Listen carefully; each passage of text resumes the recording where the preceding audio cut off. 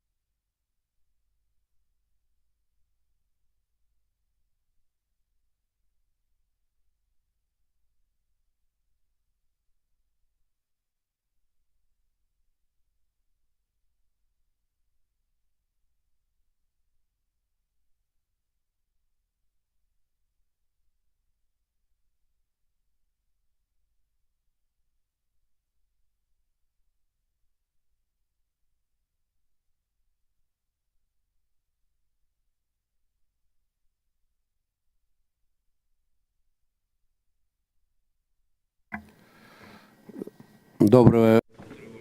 A very good afternoon, dear ladies and gentlemen, dear colleagues. It is my pleasure to welcome you today at the International Roundtable conducted by the International Business Congress within the framework of the 11th International St. Petersburg Gas Forum. Those of you who had an opportunity to walk through the rooms and booths at this forum have definitely paid attention to the fact that despite all the difficulties and all the hurdles, this forum showcases its dedication to development of gas business and all the adjacent and supporting technologies. This is something that we'll also be able to discuss today. December this year, our organization that I have the pleasure to be the chairman of the board will celebrate its 25th anniversary. Quarter of a century is behind us. Quarter of a century of successful work, and starting from the 90s up until today, our organization is fully aware of its role to unite the representatives of business and expert communities of various countries of the globe, various continents. We're bringing them together to address the most important challenges, and primarily the goal of development of a beneficial multilateral cooperation between the IBC members, both present and future, as well as international organizations. It is very important for us to facilitate this open, unbiased, and scientifically based discussion of the most accurate problems representing our shared interest and proposing joint solutions. And the topic that we are discussing today, climate strategies, well, I'd like to draw your attention to the fact that we are intentionally stating not the climate strategy, but climate strategies, because we know that various countries advocate for different approaches, have different circumstances in terms of their energy mix. Our roundtable today represents 71 companies out of 8 countries of the world. And we're very pleased that today we have a possibility to have a discussion offline. 2 difficult years of the pandemic have passed. On the one hand, they've taught us to be very advanced in terms of use of digital platforms, but on the other hand, seeing each other and looking into one another's eyes is indeed very valuable and cannot be replaced by online conferences. So I'm sure we're all delighted to see one another face to face. It is only inevitable that for the global economy and any national economy, climate aspects and climate agenda is of prime importance. Matters of ensuring counteracting to the climate change, that is yet another objective reality of today, and they are affecting not just the climate indicators, but also the indicators of economic development. The low-carbon development plans proclaimed by many countries and international organizations are vividly seen today, and the work is being facilitated to create global carbon market based on the Paris Accord. 193 countries, as we know, have signed the Paris Accord and have undertaken commitments to develop their national strategies for low-carbon development to gradually reduce CO2 emissions to the atmosphere and facilitate international exchange of green technologies. Well, exchange alone is not enough, obviously. There is a number of problems that can only be resolved jointly, not even on the regional level, but solely on the global level. At the same time, today, we see active discussions of the measures on implementation of commitments undertaken under the Paris Agreement that would allow to avoid a whole number of risks that are imminent for economies and would result in inevitable deterioration of the well-being of population. That is important for us. It is even more important for future generations, and it is an absolute priority. A strong impact on development of the global economy and the energy sector is played by the post-pandemic restrictions, the current deterioration of the geopolitical situation in the world. We see the map of world travel changing rapidly today, and the possibilities for people to go on holidays is completely different from what it used to be. We see that the aviation routes are being strongly limited, and the possibility to visit a whole number of countries is still restricted. But at the same time, we see oil and gas majors, including Gazprom, undergoing and continuing the transformation of their strategies. They keep searching for efficient solutions to reduce greenhouse gases emissions. We see step-by-step changes in the global energy mix and fuel and energy sector. So an important question today is how can we ensure for sustainable and competitive development of the energy sector. And today, in the first part of the roundtable, we're going to have two parts of the roundtable discussion today. And in the first part, we'll have a possibility to listen to the position of the distinguished colleagues from Gazprom, from the Scientific and Research Center of Economy and Scientists of the CNPC, the Energy Institute and Environmental Protection of Indonesia, the High School of St. Petersburg State University, the Russian Energy Agency at the Ministry of Energy of the Russian Federation, and a very well-known company, Baker & McKenzie. Dear participants of the roundtable, today we have with us the Deputy Chairman of the Management Board of Gazprom and the corresponding member of the Russian Academy of Sciences, Dr. Oleg Aksutin, and it is my pleasure to give him the floor for his keynote speech on low-carbon energy development, the role and contribution of natural gas. Dr. Aksutin, the floor is yours. Thank you very much, Mr. Medvedev. Dear colleagues, allow me to welcome you today at our roundtable of the International Business Congress.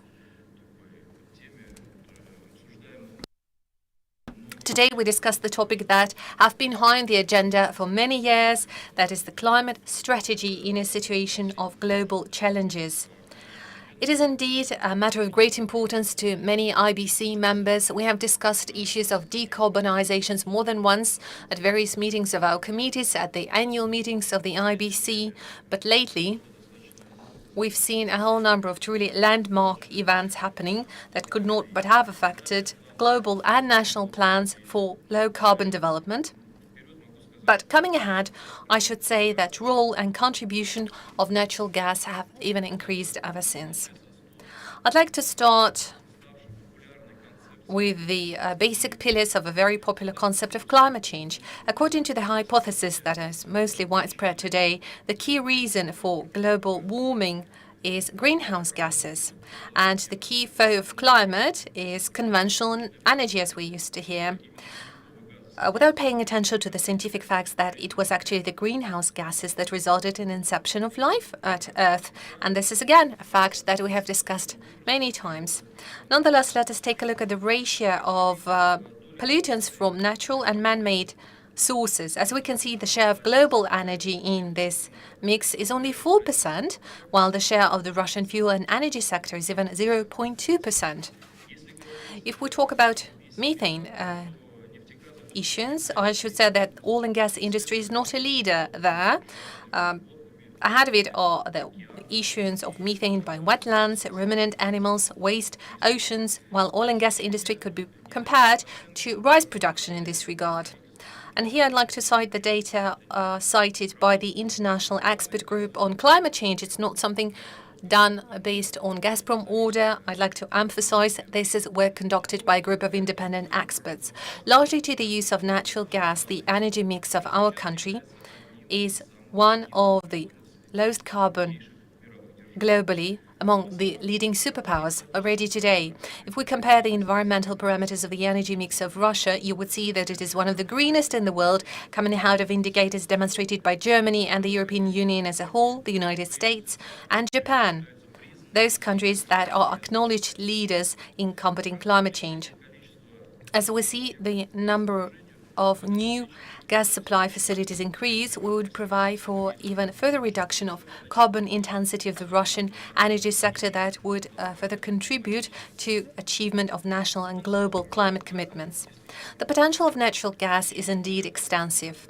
Replacement of coal with natural gas in world energy would result in colossal impact on reduction of CO2 emissions by 11.5 billion tons. At the same time, we would see a 90% reduction of pollutant emissions that are directly affecting human health. And again, this is something that we've discussed a lot. Apart from the carbon footprint, there is also the so-called toxic or pollutant footprint that is directly affecting the health of population. Well, it could seem like a solution that would result in imminent achievement of climate goals set by the EU countries and other states. But what we see in reality is something different. In December 2021, the European Commission has published the so-called Winter Package of legislative initiatives aimed at reforms and gradual decarbonization of gas market and development of hydrogen market at the EU. By presenting those documents, the employees of the European Commission are directly stating that the key goal is to reduce the consumption of fossil natural gas in the EU through facilitation of development and consumption of renewable gases. By that, they mean synthetic methane, biogas, and hydrogen. Despite the fact that this initiative is only at the early stage of approval at the European Parliament and the Council of the EU, already today we see that the goal set is indeed being delivered by the European politician, but through very different means. We believe they are simply following their political ambitions, harming by doing so the well-being of their citizens. However, at the moment we see a very different trend. The bold statements of the European countries to refuse from coal are a thing of the past now. In the current situation of crisis, we see that the European energy market is seeing some countries commissioning back their coal capacities. What is the outcome? The EU is expecting increase in CO2 emissions and slowdown of decarbonization. As a result, we even see certain financial benefits that the European governments are getting in this situation. Since the carbon prices are growing, one could expect additional budget revenues to compensate for CO2 emissions from industry and energy sector. And yet another, you could frame conventional energy as the one guilty of all the climate sins. The earlier proclaimed trend for renewable energy sources and hydrogen is not a rescue either, and the reasons for that are clear and explained by natural physical parameters, and namely the energy return of investment, EROI, that is the ratio of the energy production expenses and the actual energy efficiency received as a result. Whenever one could conduct objective analysis, we would get to see that natural gas has a much higher efficiency than solar or wind energy generation. Hydrogen, being the secondary energy source, has an EROI lower than 1, which means that you need to spend more energy to produce it than the amount of energy that you would generate later with this hydrogen. Under those circumstances, a matter of particular importance is the matter of energy efficiency of hydrogen production, and getting hydrogen from methane with minimum amount of greenhouse emissions is the most competitive way to go if we talk about hydrogen production. Another important segment of the energy sector is the way resources are supplied, and it is important to go for the lowest carbon options that would contribute to reduction of CO2 emissions. The carbon footprint of natural gas might vary manifold, and the research conducted by independent experts demonstrates that of all the potential routes of supplies of natural gas to the EU, the pipeline gas from Russia is one of the most environmentally friendly solutions, while the carbon footprint of supplies of LNG from the United States to Europe is one of the highest and less environmentally friendly, but this is exactly the substitute used to pipeline gas. The reasons are obvious. The expenses of liquefaction of LNG for transportation are much higher, and in case of the use of shale gas, the methane emissions at production are excessively high. According to the data of the National Land Registries of the United States and Russia, according to the Framework Convention on Climate Change, we see that the emission of methane at gas production in the United States is 18 times higher than the production of Russian natural gas. One more example that I'd like to cite here is the Nord Stream 2 case. Sanctions have very vivid and clear consequences. Every single minute stands for additional 8 tons of CO2 emissions because natural gas to the EU is being supplied through other more carbon-intensive pipeline routes. If we take a look at the attempt of the EU to refocus on the LNG, the consequences would be even more dramatic. Increased supplies of LNG from the United States resulted in an increase of emissions in the first half of 2022 by 13 million tons of the CO2 equivalent, and we see absolute neglect for the so-called climate goals. The current crisis situation in the European and global energy market is a result of not just the sanction policy of the Western countries, but a result of a more fundamental and long-term factor, and namely, absolutely unfair devaluation of the role of conventional energy and considerable underinvestment in exploration and production of hydrocarbons that was affected by the pressure of the advocates of the so-called energy transition and green energy. So what is the outcome? The EU expects an increase of greenhouse emission and slowdown of decarbonization. The EU policy on decarbonization was obviously not just a tool to compensate for unfavorable climate change consequences, but had very clear economic goals to reduce the dependency of import of hydrocarbons and increase the competitiveness of technologically advanced countries through promotion of energy models based on European developments and technologies, which resulted in deterioration of energy security in all of its aspects. In Russia, on the contrary, we see a different trend: implementation of gas supply system, development of natural gas and multi-fuel market, and reduction of carbon intensity of Russian energy. Natural gas is a natural competitive advantage of Russia that could contribute to achievement of national climate goals. I also would like to say a few words on the transportation sector that plays a vital role in man-made factors of greenhouse gas emissions. And what we can do here is to make this transition of the most priority means of transport to natural gas that could result in a reduction of 1 billion tons of CO2 emissions. And that type of transition may be much more efficient as compared to the so-called green electric vehicles and vehicles on hydrogen, because it is important to analyze their full cycle footprint of different means of transport that you can see on the slide. If we talk about the BEV, an important role is the carbon footprint of the electric energy used. Let's say if it is an energy generated by a coal power plant, then it will not make an electric bus more environmental than traditional diesel or even petrol bus. It is important to take into account all the local factors. There is a well-known example of electric buses of Moscow that used diesel for heating during winter season, which made the amount of emissions of those electric buses 2 times higher as to those that are the buses driving on methane. Application of hydrogen fuel cell technology, again, results in high consumption of electricity and results in a massive carbon footprint if you analyze the whole production chain. So it is important to take into account all the aspects, including the matters of processing and disposal of later batteries. More than that, natural gas plays a vital role in production of fertilizers and proteins that can resolve the matters not just of food security and the UN goals to end hunger, but also to reduce the emission of greenhouse gases in this sector. If we take an example of growing wheat of 1 hectare, 13 tons of CO2 are being absorbed. And that is partially a contribution done by the natural gas as well that serves as a fertilizer, results in a better yield and therefore a better absorption of the CO2. I also would like to emphasize the role of natural gas in a situation of global challenges and ensuring sustainability and competitive development of the energy sector.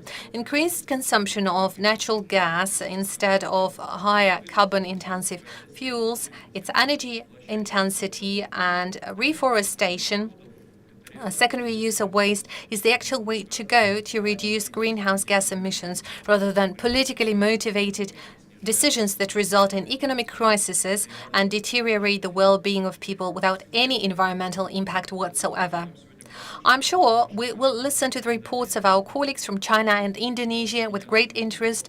I look forward to the discussion on the matters of lean manufacturing and energy consumption, and I'm convinced the participants of our sessions look forward to the reports of the Russian Energy Agency on their climate project, as well as the St. Petersburg State Economic University on climate strategies of energy companies. And wrapping up, I would like to express my gratitude to the International Business Congress for hosting this event on such an important topic for all the IBC members, and also would like to express my gratitude to Colmeter Company for their contribution to the preparation. Thank you very much for your attention. If there are any questions, I'm ready to take them. Thank you very much, Dr. Aksyutin. I'd like to draw everyone's attention to the fact that the presentation by Dr. Aksyutin is, just as always, is based on objective scientific facts. And I should say that, unfortunately, discussions to this topic is frequently being politicized and is no longer based on facts. I have to be open. Frequently, those discussions are being abused by purely economic lobbying interest when multi-billion subsidies are being provided for development of certain areas without proper long-term analysis of the consequences. So people are not paying any attention whatsoever what is to follow later. But just like Giordano Bruno, Dr. Ksutin has been able to prove that the Earth is moving around its pole. So if I may, Dr. Ksutin, can I please ask you, how would you define the climate strategy of Gazprom, if you could describe it just in a few words? I know that you had just one slide describing it, but if I may, would you please provide some more details on the matter? Thank you very much, Mr. Medvedev. Well, I should say that our climate corporate strategy is guided by the environmental advantages of the natural gas. And that is a major contribution we make to the reduction of greenhouse gases. We introduce innovations, we increase energy efficiency, and by doing so, we reduce the carbon footprint of gas supplies. And this is a combination of factors defining our climate strategy. And that is of particular importance because, well, many European leaders are very brave in making bold statements, but not at my yard, please. And we have to be aware of the fact that climate agenda is truly global. And as a great Russian scientist Lomonosov was saying, if something disappeared in one place, it has to come up in another place. So thank you very much, Mr. Ksutin. And let us continue with our roundtable discussion. Back in 2020, at the UN General Assembly meeting, the representative of the People's Republic of China, President Xi, made a statement of ambitious plans of China to achieve carbon neutrality and radical reduction of greenhouse gas emissions to the level when they are fully offset by the natural absorption and capturing technologies. A distinguished Chinese colleague of ours, Mr. Jin Chuafeng, Deputy General Director at CNPC Institute for Economic and Technical Research, is participating at our roundtable today in an online format, and it is my pleasure to give him the floor. He's going to deliver a report dedicated to the topic on China's energy transition under carbon peaking and carbon neutrality goals. The floor is yours.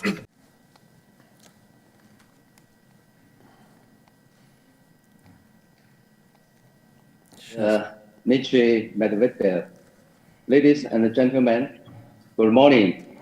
It's a great honor for me to participate in this roundtable of IDC and talk about energy issues with all the distinguished friends here today. In line with the theme of this meeting, I would like to give a presentation on China's energy transition under carbon peaking and carbon neutrality goals. Okay. Next. Yeah. There are three parts in my presentation. First of all, I'd like to introduce China's energy transition policies. As you all know, in September 2020, President Xi Jinping announced that China will strive to peak carbon dioxide emissions by 2030 and achieve carbon neutrality by 2060, which are known as pure carbon goals. This shows that China, as a responsible country, plays an active role in dealing with global climate change. China now is formulating a policy system that is the timetable and the roadmap for achieving the dual carbon goals. In September last year, a year after the announcement of the dual carbon goals, the Chinese government issued a very important document proposing a top-level design to promote the achievement of dual carbon goals, which is also the core of the policy system. This document outlines specific objectives for China to change its energy mix, serving as a strategic guide for the country's energy transition. From 2020 to 2026, great changes will take place in China's energy mix. The proportion of the non-fossil energy consumption will surge from 16% to more than 80%. According to the document, efforts will be made to accelerate the development of a clean, low carbon, safe, and efficient energy system. And here are the 5 steps. First, significantly improving energy efficiency. Second, strengthening controls over energy intensity and total energy consumption. Third, depending reforms of energy systems and mechanisms. Fourth, actively developing non-fossil energy. And fifth, strictly controlling fossil fuel consumption. While promoting energy transition, the Chinese government has always give top priority to energy security issues. China's total energy import dependency is not very high, but the import dependence for oil and gas keeps at a high level. China always upholds the thought of globalization and diversification, and is committed to achieving energy security in an open environment. On one hand, China devotes more efforts in domestic exploration and development of oil and gas, keeps coal as a fundamental guarantee in energy consumption, and accelerates the use of clean energies, such as wind power and solar power. On the other hand, China also expands international cooperation positively. While the question is how to achieve that, here from the perspective of research, I'd like to share our current understanding of China's energy development path under the dual carbon goals. First, let's take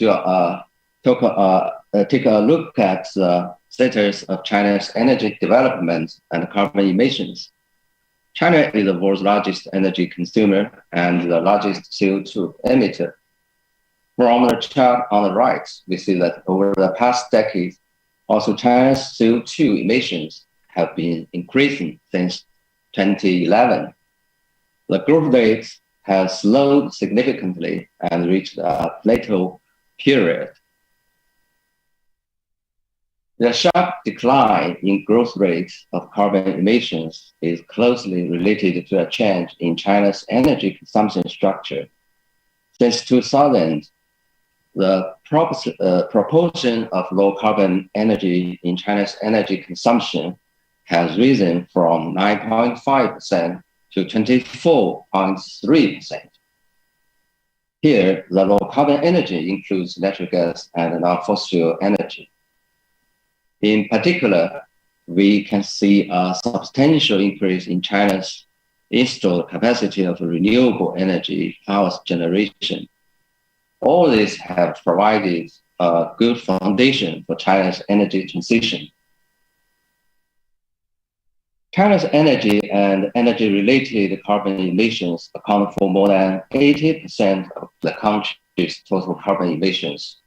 To achieve dual carbon goals, top priority shall be given to addressing energy issues.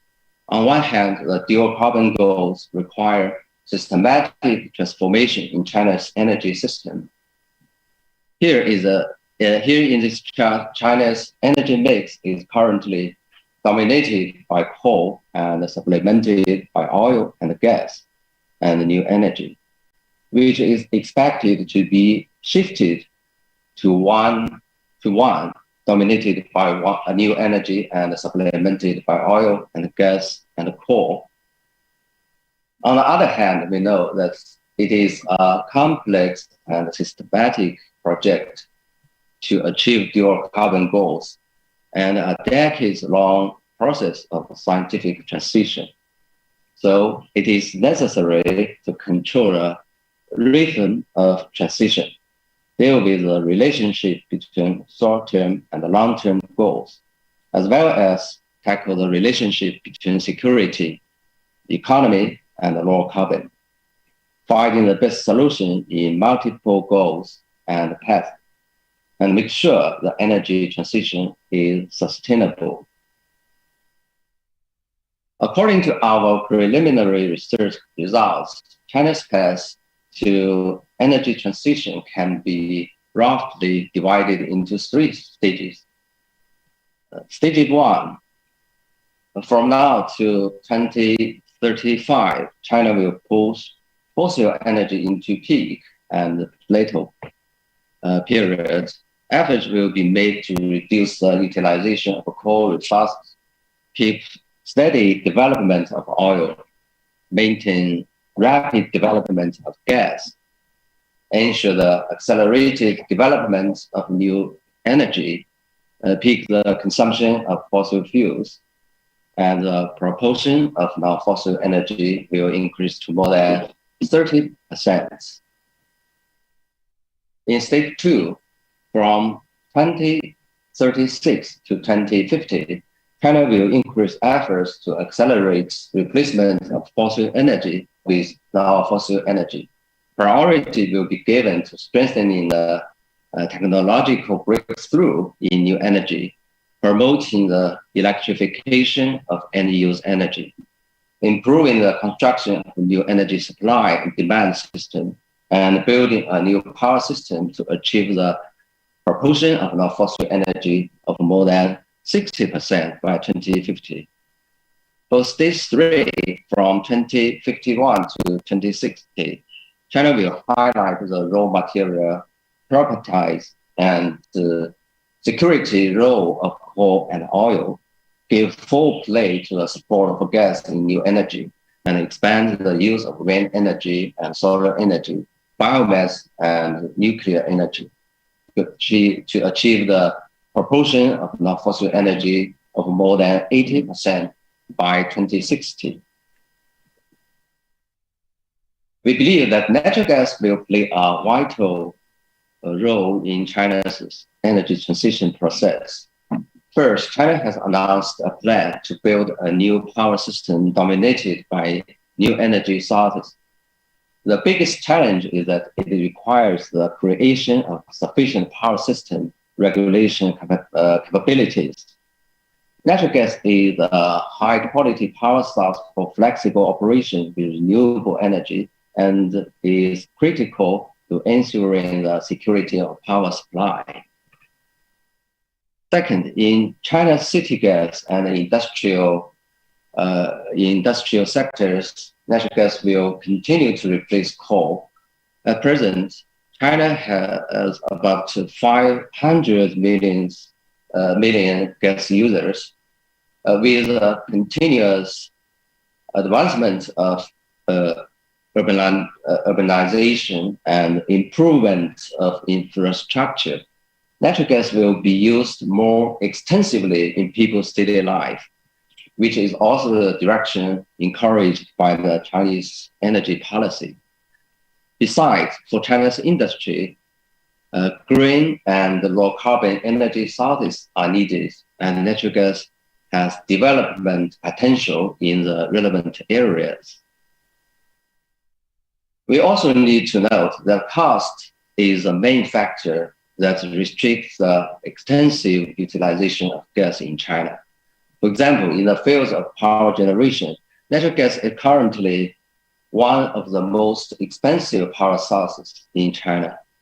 In recent years, the installed hours of natural gas power generation have been at a lower level with an average of 2,500 to 2,080 hours, 1,800 hours per year, mainly due to the lack of cost advantage.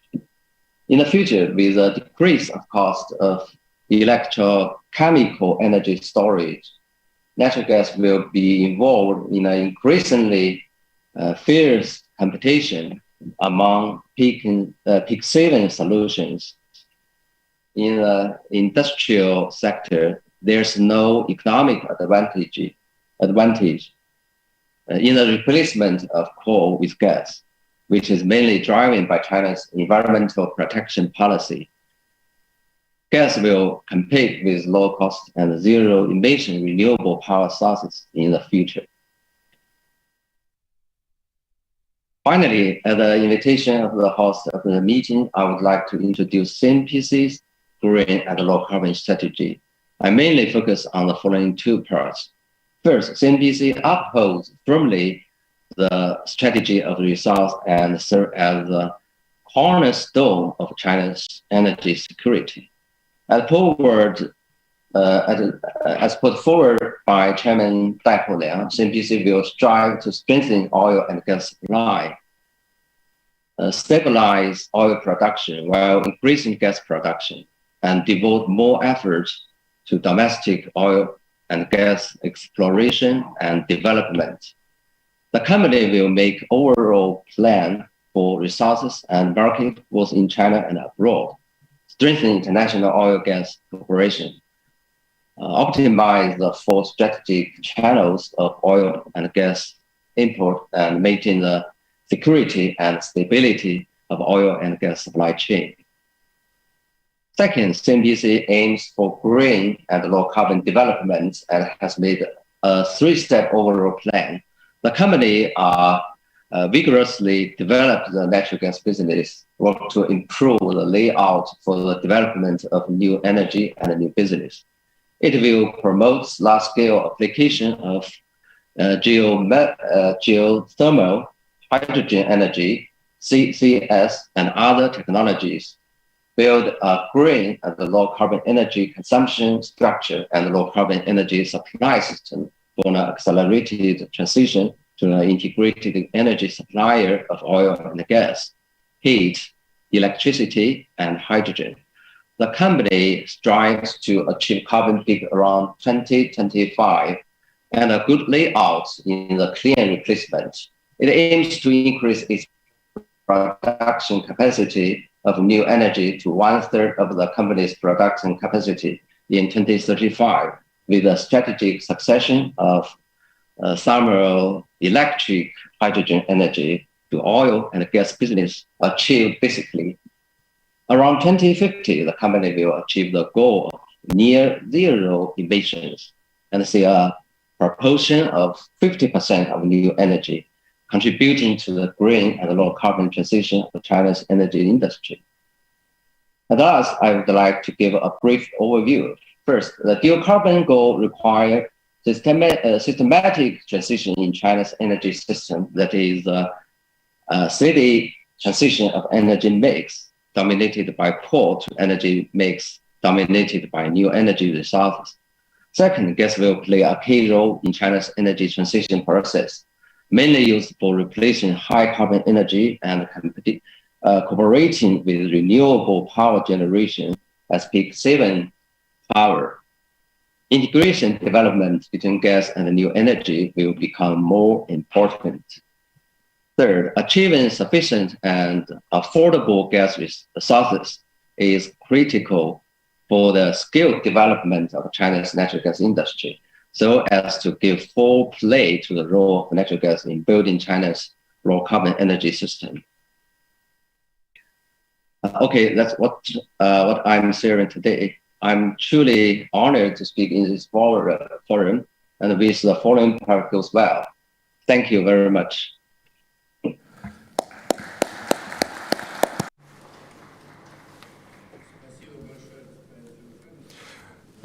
Dr. Xiu Fan, thank you so much for this insightful and thoughtful report. It really prompts us to think hard on where we are going with natural gas development. And thank you for stressing the China's commitment to the creation of new energy system. It was interesting to hear your plans on articulating the system by the year 2060. Well, the striking difference is the numbers. The year 2030 for Europe and 2060 for China. The year by which Europe and China respectively seek to achieve carbon neutrality. And I think it stresses the difference in approaches. So let me ask you a question. What, in your view, is the mid-term and long-term prospect for the gas market, natural gas market in China, given the current price structure? Do you make a difference between pipeline supplies and LNG supplies? question. Looking back at the history of natural gas consumption in China, we can see that natural gas market in China has experienced rapid development in the past 2 decades. One of the most important driving factors is environmental protection policy, which promotes clean energy to replace coal. We believe that environmental protection policy will further drive the development of China's natural gas market. First, in power generation, as I said before, the integrated development of natural gas and new energy will become an important and sustainable direction, with the increasing proportion of the intermittent and fluctuating power source in the power system.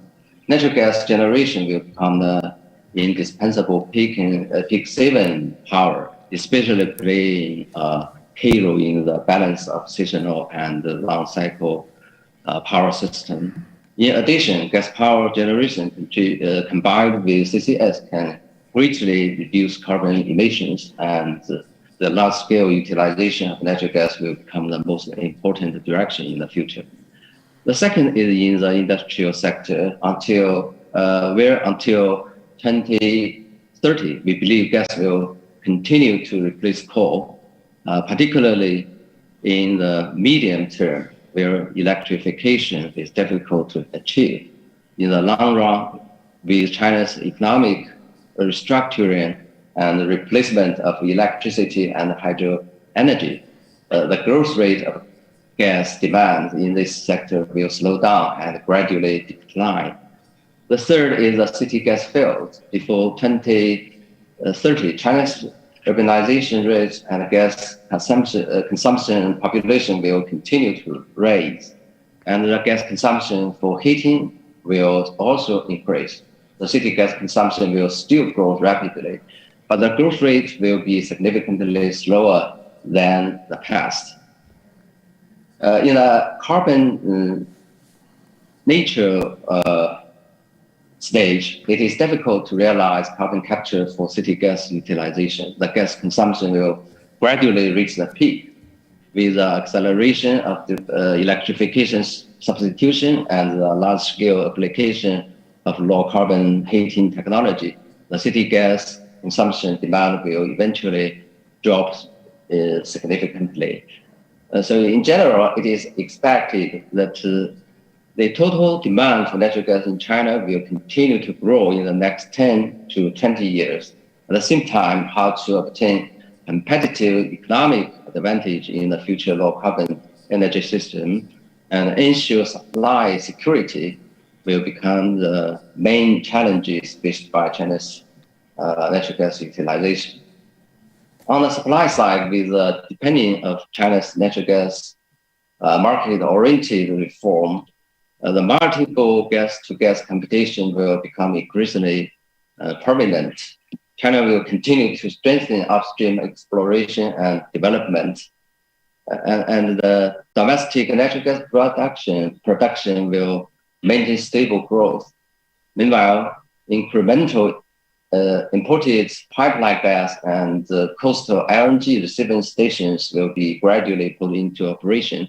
It is expected that the LNG receiving capacity will increase a lot. And diversification of the natural gas supply will promote market competition, and the competitiveness of natural gas prices will become the key factor for gas suppliers to be in the market. That's all. Thank you. Спасибо большое за ваш развернутый ответ. Thank you so much for your expansive response. Maybe somebody in the audience has a question. I see a raised hand. Please give your affiliation. Sergey Veselkov, ZapSip Gas. Mr. Xu Fan, thank you for your brilliant report. I have one simple question and then a quick commentary, if I may. So the question is this: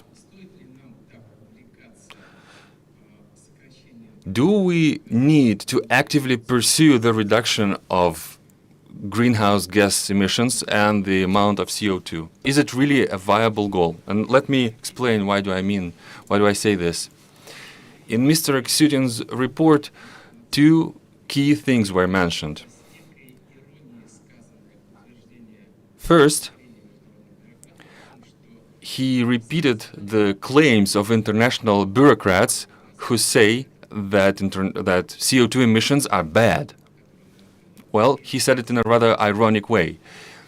The second thing he mentioned is this. So we are pursuing the reduction of CO2 emissions and other toxic substances that we emit into the atmosphere. Now, I'm not a scientist, but here's what I think. I think that these two claims change the concept that we may come about in this audience. Let me explain what I mean. We hear a lot about greenhouse gas emissions, but they do not affect atmosphere all that much. There are 6 major factors that impact atmosphere. It's the dust storms that took place for thousands of years. It's the movement of the poles. It's the melting of ice sheets in the north and south poles, but it's all secondary. The key thing is the solar activity. And solar activity impacts the CO2 emission in a big way. It's been affecting our atmosphere for almost 15 centuries, maybe more. So, what I'm trying to say, the IPCC, the United Nations body, was created in 1987, and it is no coincidence the way I see it. So the United Nations said yes to 3 questions. First question was this: is there global warming? It said yes. The second question was, is it man-made? They said yes. And third question was, can we fight it? They said yes.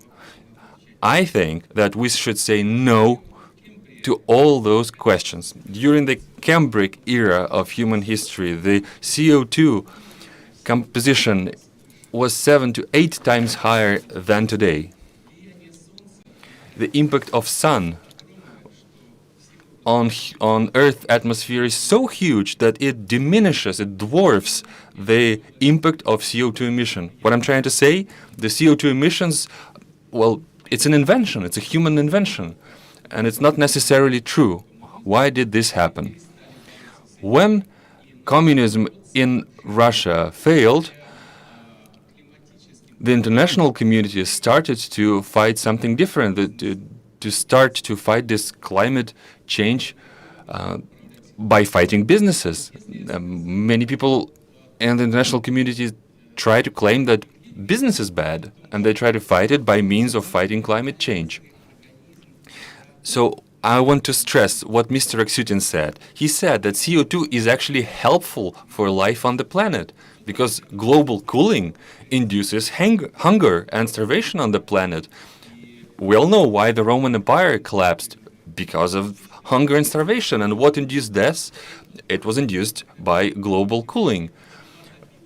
Then similar periods of global cooling plus the plague in Europe in the medieval ages was another major catastrophe. So what I'm saying is that we really lack great scholars of our time. We have no Newtons, we have no Albert Einsteins these days. We have no Goldratt these days. Now look at the climate change science. There is no major scholar or scientist behind this idea. It's just the international bureaucracy. And that makes me think. CO2 is actually helpful for the climate. It creates food for plants.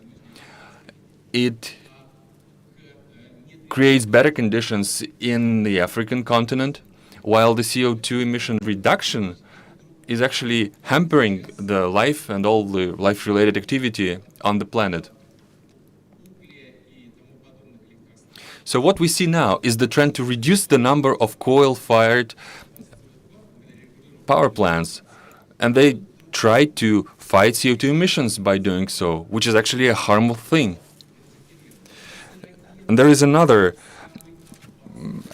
chemical agent, C12H20, which is much more harmful than CO2.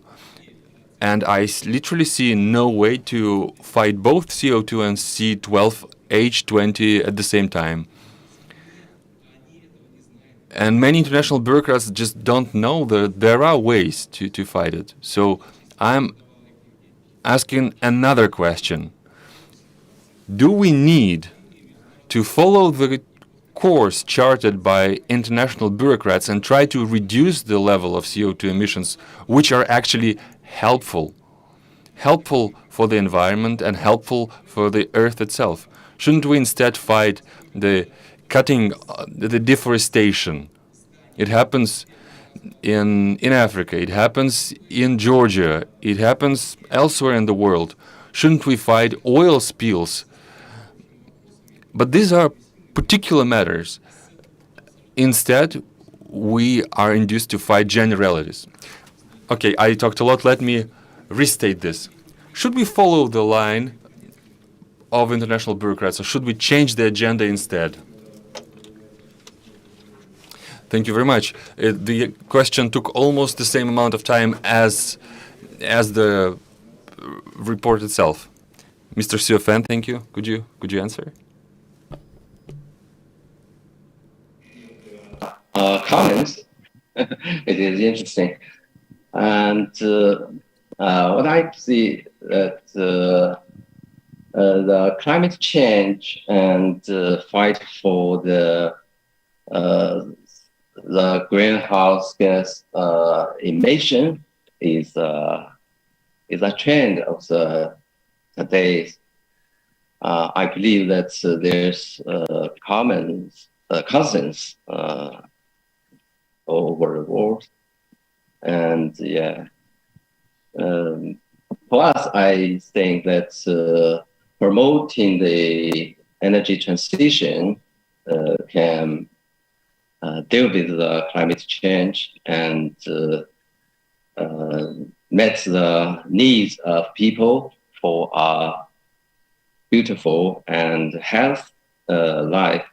So we should take efforts to cope with the issues. Thank you. Спасибо за... Thank you for your answer. Well, I think it requires an entire international conference to answer the question asked. But as a follow-up, can I ask one short question? Just like Gazprom, CNPC is a major oil and gas corporation. Besides, CNPC both produces oil and gas and energy resources, but it also imports energy resources. What, in your opinion, is the role that the oil and gas majors are to play in the energy transformation? We hear the popularity of this motto, the new energy should prevail. And you also mentioned that in your forecast up to 2060 that new energy will comprise up to 80% in the energy mix. So what do you think is the role that CNPC and other oil and gas majors are to play in this? Thank you for your question. In general, I think traditional oil companies have a dual responsibility to achieve carbon neutrality. First, these companies need to ensure energy security. We believe that energy security is a precondition for achieving carbon neutrality. In the process of energy transition, the gradual withdrawal of conventional energy must be based on a safe and reliable replacement of new energy. So traditional oil company needs to continue to supply oil and gas to meet the social needs. They must maintain exploration and development intensity to ensure stable supply. On the other hand, oil companies really need to take initiative to promote energy transition. Oil companies accelerate the development of green and low carbon industry and supply more green energy is essential to achieve carbon neutrality. Because at present, oil companies provide about 56% of the world's primary energy supply. If they want to maintain their share of energy supply in the future, they need to provide significant amounts of green energy, including wind, PV, and hydrogen. Besides, it is also important that oil companies leverage their technological and resource advantages to promote the global low carbon transition. For example, we believe that CCS is a very important technology in the low carbon society. And the oil company has advantages in this area. They can use their advantages in the field of carbon storage technology, and storage operating. Yeah. So oil companies should strengthen the research and development of such technologies. And besides, oil companies can promote the development of electric vehicles and hydrogen vehicles, relying on its terminal market advantage, and gradually transit to integrated energy service providers. Yeah. That's all. Thank you. Спасибо большое, господин Дзян. Mr. Xiu Fan, thank you so much for your contribution in our roundtable. By the way, it's not over, and you are very welcome to stay and listen to other reports.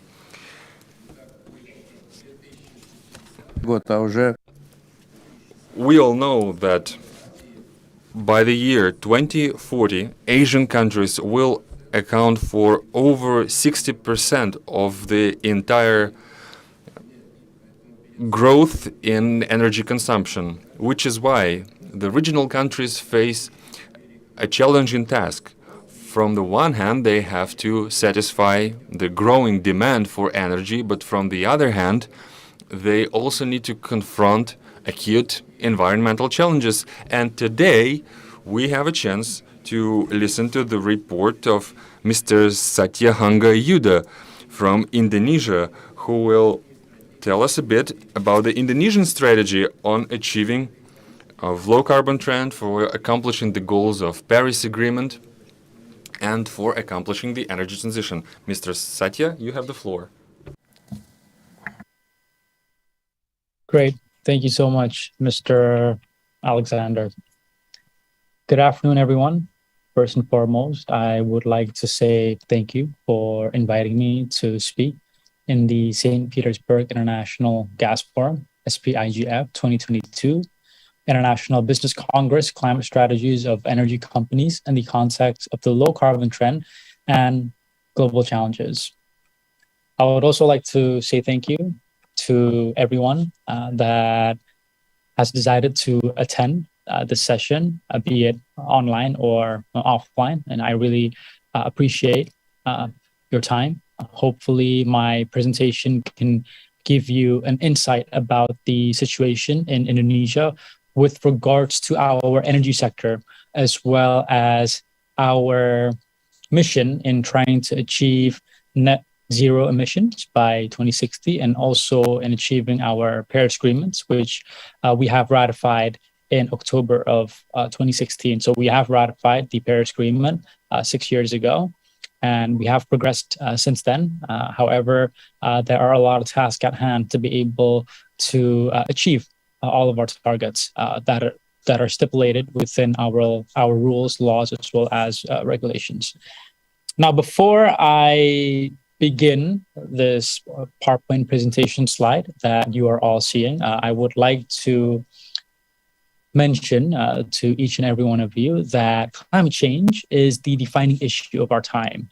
And we are at a defining moment, right? From shifting weather patterns that threaten food production to rising sea levels that increase the risk of catastrophic flooding, the impacts of climate change are global, right, in scope and unprecedented in scale. Now, without drastic action today, adapting to these impacts in the future will be a lot more difficult and costly.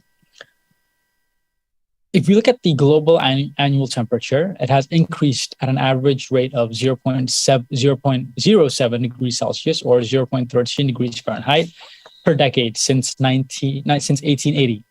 And over twice that rate, 0.18 degrees Celsius or 0.32 degrees Fahrenheit since 1981. And so the Paris Agreement, right, which is the 21st Conference of the Parties in Paris in 2015, where parties to the UNFCCC, including Indonesia, reached a landmark agreement, right, to combat climate change and to accelerate and intensify the actions and investments needed for a sustainable low carbon future, right? And if we look at the Paris Agreement as a whole, I mean, it has reached a legally binding international treaty, right, on climate change, and it has been adopted, right, by 196 parties at COP21 in Paris. And on 12 December 2015, and also entered into force on the 4th of November 2016. Every country has goals that are different, right, with regards to the Paris Agreement. Now, Indonesia, being a country that ranks 12th, right, out of 35 countries, relatively with high mortality risk from multiple hazards, right, and seeing that there have been vulnerability mapping exercises done for Southeast Asia, it suggests that the western and eastern part of the island of Java are considered hotspots for the impact of multiple hazards, right? And these hazards consist of geological or hydrometeorological, right, in nature, and includes earthquakes, tsunamis, volcanic eruptions, floods, landslides, droughts, and forest fires. And an estimated 40% of the country's inhabitants are actually at risk. And according to a study, 2,000 islands and 42 million homes are on track to be submerged before 2050. And in 2020, the Indonesian Forum for the Environment, which is WALHI, have stated that there are 2 uninhabited islands in South Sumatra. It's called the Betet and Gundul Islands. They've actually vanished, and 4 are on the brink, and this is all thanks to rising sea levels. And so we see that on a global scale, right? The public sentiment towards fossil fuels is not as spread as before. Right?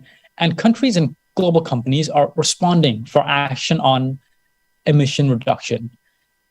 And decarbonization, electrification, decentralization, digitalization has become a trend. However, the energy transition is becoming more of a challenge. On a global level, right, when we talk about rising greenhouse gas emissions, a large majority of our greenhouse gas emissions comes from the energy sector, 73.2%, followed by the agriculture, forestry, and land use at 18.4%, industry at 5.2%, and waste at 3.2%. However, the situation in Indonesia is different. When we talk about Indonesia, our global greenhouse gas emissions mostly comes from the forestry sector, land use, and forestry, deforestation, the burning of trees. Then comes the energy sector. So the energy sector is the second largest contributor to rising greenhouse gas emissions in Indonesia. Indonesia, as a country that is very dominant, right, with regards to the use of fossil fuels, when we talk about fossil fuels in Indonesia today compared to fossil fuels 20 to 30 years ago, it's actually different. Meaning that fossil fuels now is seen as an engine of economic growth rather than a revenue generator. The total, right, installed capacity of new renewable energy is actually still very low at 2.6%, right, from our total potential. And in our primary energy mix, it is actually dominated by fossil fuels. Oil at 31.6%, followed by coal, right? So you see coal at 38%, followed by oil at 31.6%. Then it's gas at 19.2%, and new renewable energy at 11.2%. And so we see that Indonesia as a whole is still very much dependent on coal, on oil, on gas, and renewables is picking up, but it is not yet, right, sufficient to be able to replace all of our coal-fired power plants, all of our gas-fired power plants, or our diesel-fired power plants, right? If you look at the power mix from PLN, which is our state-owned enterprise on electricity, it holds a monopoly over electricity generation in Indonesia. More than 60% comes from fossil fuels, right? And then if you look at the data as a whole, I mean, it's largely from fossil fuels, and renewable energy is only at 12.5%. So we see that more than 85% comes from coal, gas, as well as fuel oil fired. And that applies to all of the provinces in Indonesia, not just in Jakarta, but in every province. So we're the fourth largest country in the world. We have 270 million people. We have 17,500 islands, 34 provinces. And in each province, the use of fossil fuel is still very much dominant. Now, with regards to the environment, with regards to climate change, we have to phase out fossil fuel. However, it is vital for us, right, to convey that it is impossible to be able to switch directly from fossil fuels to new and renewable energy. And so there has to be an energy transition in between fossil fuels, the conventional form of fossil fuels, such as coal, such as oil, to renewable energy. And that's where gas plays a role. Gas is the cleanest form of fossil fuel. It emits 50%, right, the CO2 that gets emitted by coal-fired power plants. It is a dispatchable form of energy. It has a high energy and power density, and it can help Indonesia transition to an economy that can become more dependent on new and renewable energy. And so we see as a whole, right, even globally, that renewable energy and gas are our future energy, right? They are sustainable, gas is cleaner, and it can help us during this transition period. For us to be able to reduce CO2 emissions that comes from fossil fuels, it is important for us to be able to displace coal using gas or LNG. Indonesia is an archipelagic nation, right? We have 17,500 islands. We are not interconnected, right? And there are challenges of transporting gas from one province to another province. Our LNG center is in East Kalimantan, as well as in West Papua. We have those LNG facilities, right? And then we also have the Donggui Senoro. If you look at the Bontang LNG in East Kalimantan, as well as the Tangguh LNG plant in West Papua, they are on an upstream scheme, whereas the one in Donggui Senoro is actually on a downstream scheme, right? And they produce, right, gas, which gets converted to LNG, and then after that it gets shipped on these LNG cargoes. Then it gets regasified in our demand centers, which is located in Java, it's located in Sumatra, in Bali. Those are our largest, right, largest islands, right? Java, as well as Sumatra, even in other parts of Indonesia, and we hope that we are able to also increase our liquefaction facilities, right? We have an ongoing project in Sengkang, which is in South Sulawesi. We also have one in the Abadi, the Masela project, right? And then after that, we also have the Indonesia Deep Water Development Project in Eastern Kalimantan. In the future, we see that we are shifting to new and renewable energy. Gas is seen as an energy transition, and this applies throughout the entire world, And if we look at the national energy policy, which is stipulated in our government regulation, number 79 of 2014, is to maximize the use of new and renewable energy. It's to reduce the use of oil, but we have to optimize the use of gas as well as new energy, and using coal, as our primary energy now, and nuclear as the last option. However, it must also be highlighted that this national energy policy, it's been around for over 8 years, so more than 5 years, and it is now being revised, right, to be able to really help Indonesia in transitioning from all of these different, consequences that are impacting the environment, because we see that it is impacting, our land, it's impacting our water, and there are a lot of sectors that are being impacted, and this is across all sectors, not just the energy sector, and it happens all around the world.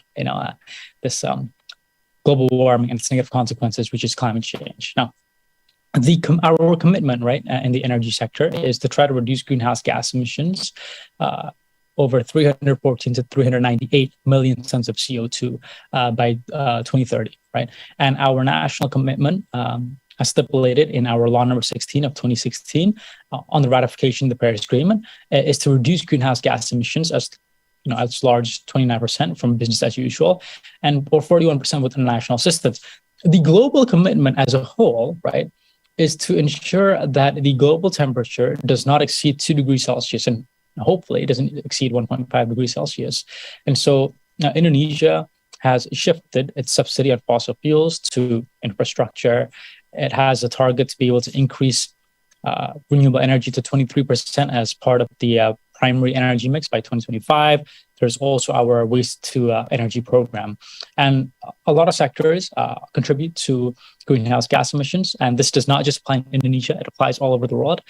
We do have target for forestry, for energy, transportation, for waste, for our agriculture, for IPPU. But it must also be taken into account that oil and gas still plays a crucial role in the coming decades, right? Because hydrocarbons are expected to remain core within the energy mix through 2040. The outlook for gas is stronger compared to oil, as it is seen as a transition fuel.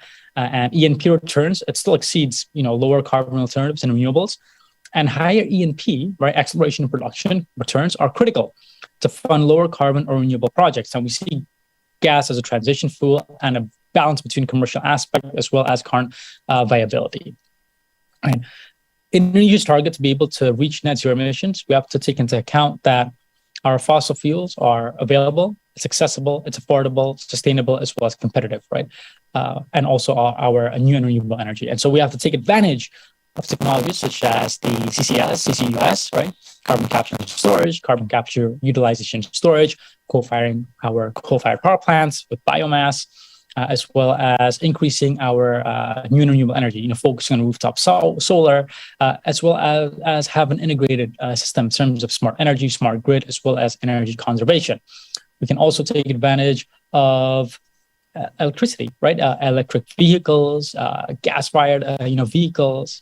I know my friend, Mr. Andre Berzin, he was the one who invited me here, and he also shares a lot of different articles and news, right, about the growing importance of fossil fuel as well as gas, as a transition energy as well in Russia. For us to be able to reach energy independence, energy security, sustainability, and also ensuring that we're able to tackle global warming and its negative consequences, which is climate change. We have goals, right, to retire our coal-fired power plants and to be able to reach net zero emissions by 2060. Now, the presentation that is actually shown on the screen right now, this is a presentation that focuses solely on the gas and LNG sector. And as a whole, Indonesia still has big potential, right? When it comes to gas, when it comes to LNG. Indonesia's major challenges are trying to reach net zero emissions, right? Also rebounding, right, post-COVID-19. And, these challenges, it drives demand, it increases the price of oil and gas, including LNG. But in the long term, oil and gas will have to, eventually compete with renewables. When renewables become abundant, and then it becomes dispatchable because of battery and storage, and it can replace fossil fuels, this is where the challenge starts to happen, right? With regards to the use of fossil fuel, that is when they will be facing extreme challenges, right? And so they have to be able to compete with renewables. Now, the role of natural gas and LNG is significant, right? Because gas is the cleanest form of fossil fuel, energy transition to renewables, and it can help Indonesia reach its net zero emissions target. In Indonesia, we have 128 oil and gas basins, but only 20 have been producing, right? And the challenge lies in tapping its potential, right? Because a lot of oil and gas reserves are located in deep water fields. And so investment, technology, and human resources are required. We have one of our national upstream strategic projects, which is the Abadi Maslay project. It's $20 billion, right, worth of investment, and it has capacity of 9.5 MTPA, and it is expected, right, to be on stream in the late 2020s, in 2027, and also expected to add 65,000 barrels of oil per day, and a significant amount of gas at 3,484 MMscf per day, right? The trend of gas discoveries in Indonesia is that we are optimistic Indonesia going forward will continue to become a net exporter of LNG. Although Indonesia now, compared to Indonesia back in the 1980s, 1990s, is different, right? In terms of being an LNG net exporter, in terms of the contribution to our state revenue, but we will still continue to become a net exporter of LNG. And we are able to fulfill domestic demand as well as the export market, right? Because after 2024, Indonesia has sizable UC, which are uncommitted cargoes of LNG. And seeing that Indonesia is located in a strategic position, Indonesia can supply LNG to markets, particularly in the Asia Pacific. Indonesia, on a macroeconomic level, we are one of the fastest growing economies in the world, right? And the domestic energy supply, right, has to grow too. With an increase in the population, right, there comes an increase in the demand for energy. And with an increase in the demand for energy, there has to be energy provided for the people, be it fossil fuels or renewable energy, but it has to be competitive in terms of the price, and it has to be accessible, right? So Indonesia has a target in 2030. It is the upstream oil and gas target, which is to increase, right, the oil production to 1 million barrels of oil per day to be able to reduce our deficit on oil, because we have been a net importer of oil since 2004, and we produce 600,000 barrels of oil per day, whereas our domestic consumption is at 1.4 million barrels of oil per day. And so we import 800,000 barrels of oil per day. And that is the reason why we want to increase oil. On the other hand, energy as an energy transition needs to be increased, the utilization of gas to 12 billion standard cubic feet of gas per day, BSCFD, right? And Indonesia's domestic energy market, it shows increasing demand for natural gas. And gas supply for domestic buyers, it has surpassed that export, right, since 2012, right? And our demand will increase, right, by 2.6% per year until 2035. Indonesia's export market. This is a slide that you are seeing right now on the Zoom. It is a priority to meet domestic demand. However, in Indonesia, we are also committed in supplying LNG to the export market. If you look at the gas fields, right, such as Arun, such as Badak gas fields, which has been discovered in the early 1970s, Indonesia has become a pioneer, right, in LNG production. It should also be noted that the Arun as well as Bontang, they began shipments in actually 1977. When the first Bontang cargo was actually shipped to Japan. So Arun reached FID in 1973, Bontang reached FID in 1974, and it wasn't until 1977 that Bontang, they sent their first LNG cargo, followed by Arun in 1978. Now, Arun has become a regasification terminal in 2015, whereas Bontang is still producing LNG today. And that is in East Kalimantan as well as North Aceh. So if you look at the West Papua as well as in Sulawesi, you have the Tangguh and Donggui Senoe gas fields, right, which is on this slide. So the Tangguh trains 1 and 2, right, it became Indonesia's third LNG plant, right, followed by Arun and Bontang. And it has been producing since 2009. After that, it is the Donggui Senoe LNG, our fourth LNG plant, which has been operating since 2015. And then, we hope that the, Abadi will come online in 2027. We have, a mini-scale LNG project coming online. And Tangguh will be adding a third train, which is targeted to be on stream in 2023. And then you have other LNG projects that are in the pipeline. We hope that the relationship, going forward with Russia, it continues to grow, it continues to prosper, based on not just our energy sector, but also across all sectors, right? Because we see that there are a lot of potential between the two countries, and we do have a lot of trade with one another. And we hope to be able to really try to always, help each other out, as well as being able to contribute, right, to each other's, economy. Because we see that Arun has received an LNG cargo from Sakhalin to Russia. It was discharged at the Arun LNG terminal in Indonesia for the first time. And previously, it also received cargoes from other Russian projects, such as Yamal. That was a report that we received as well from the S&P Global Platts. We received daily updates, and we were informed of this, LNG trade. And going forward in the future, we are optimistic about this relationship, and we hope that it can continue to grow and prosper going forward. As a conclusion to my presentation, I would like to say that Indonesia's history as an LNG producer is a result of hard work, a lot of resilience, as well as strong partnerships. And we look forward in continuing to build these relationships going forward.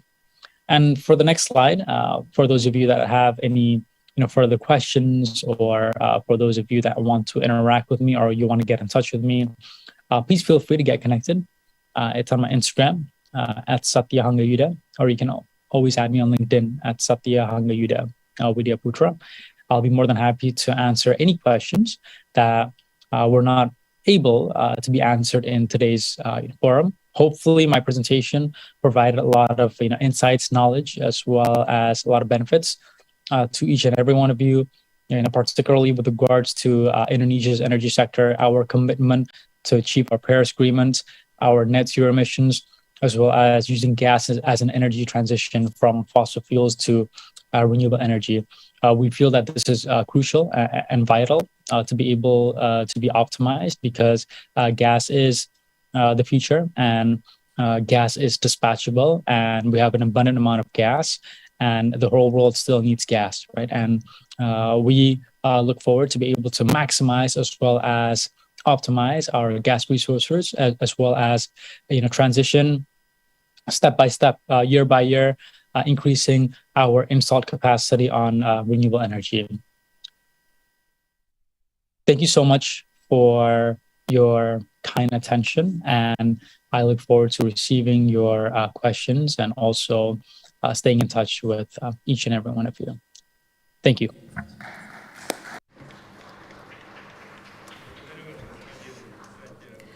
Thank you very much, Mr. Satya Hangayuda. Thank you very much for an exciting presentation.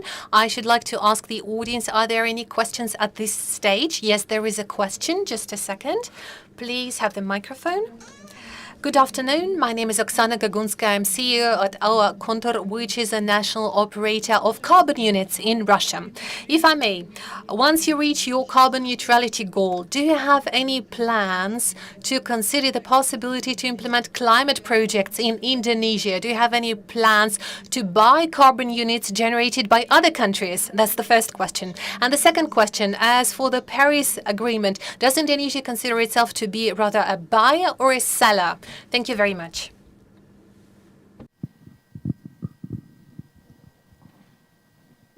Yeah, thank you so much for your question. So, Indonesia, as a country, we are the largest country in Southeast Asia, and we have the largest economy in Southeast Asia, fourth largest population in the world. And so our energy consumption is rising, and it is rising every single year.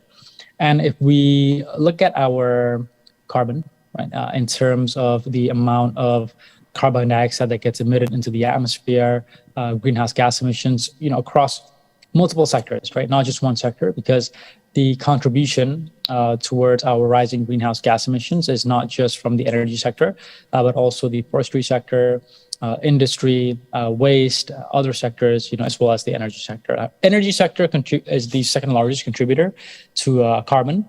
And when we talk about the carbon market in Indonesia, it is large, right?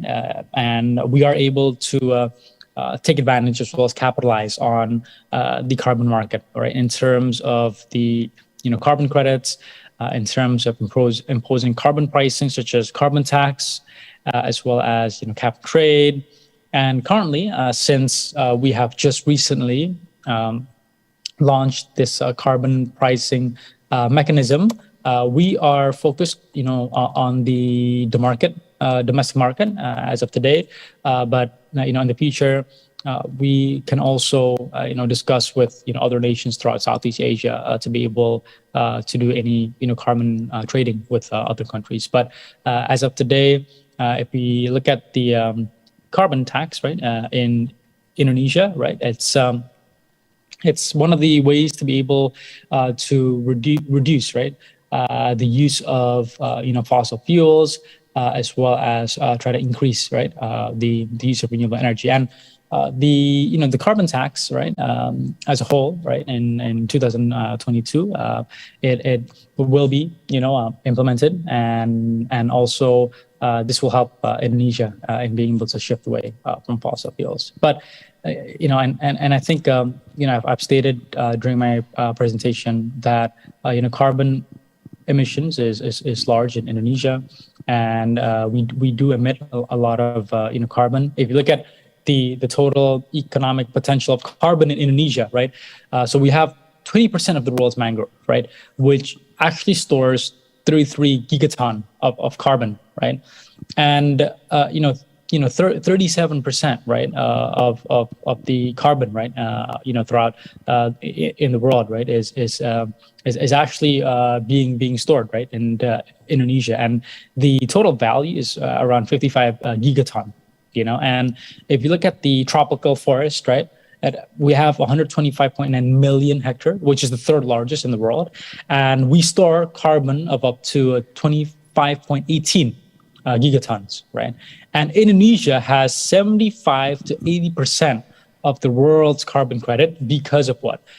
Which comes from forests, mangroves, which comes, from the our ecosystem, right? They all store these carbon credits, and so in terms of the economic values of carbon, it is actually stipulated in our law number 33 of 1945, as well as law number 65, right, of law number 32 of 2009, which is in and also the Paris Agreement, which is in law number 16 of 2016, right, where it states that carbon has an economic value that is important, and it can be taken advantage of, right, and for the domestic market, and for us to be able to, eventually, going forward, we continue to reduce our greenhouse gas emissions.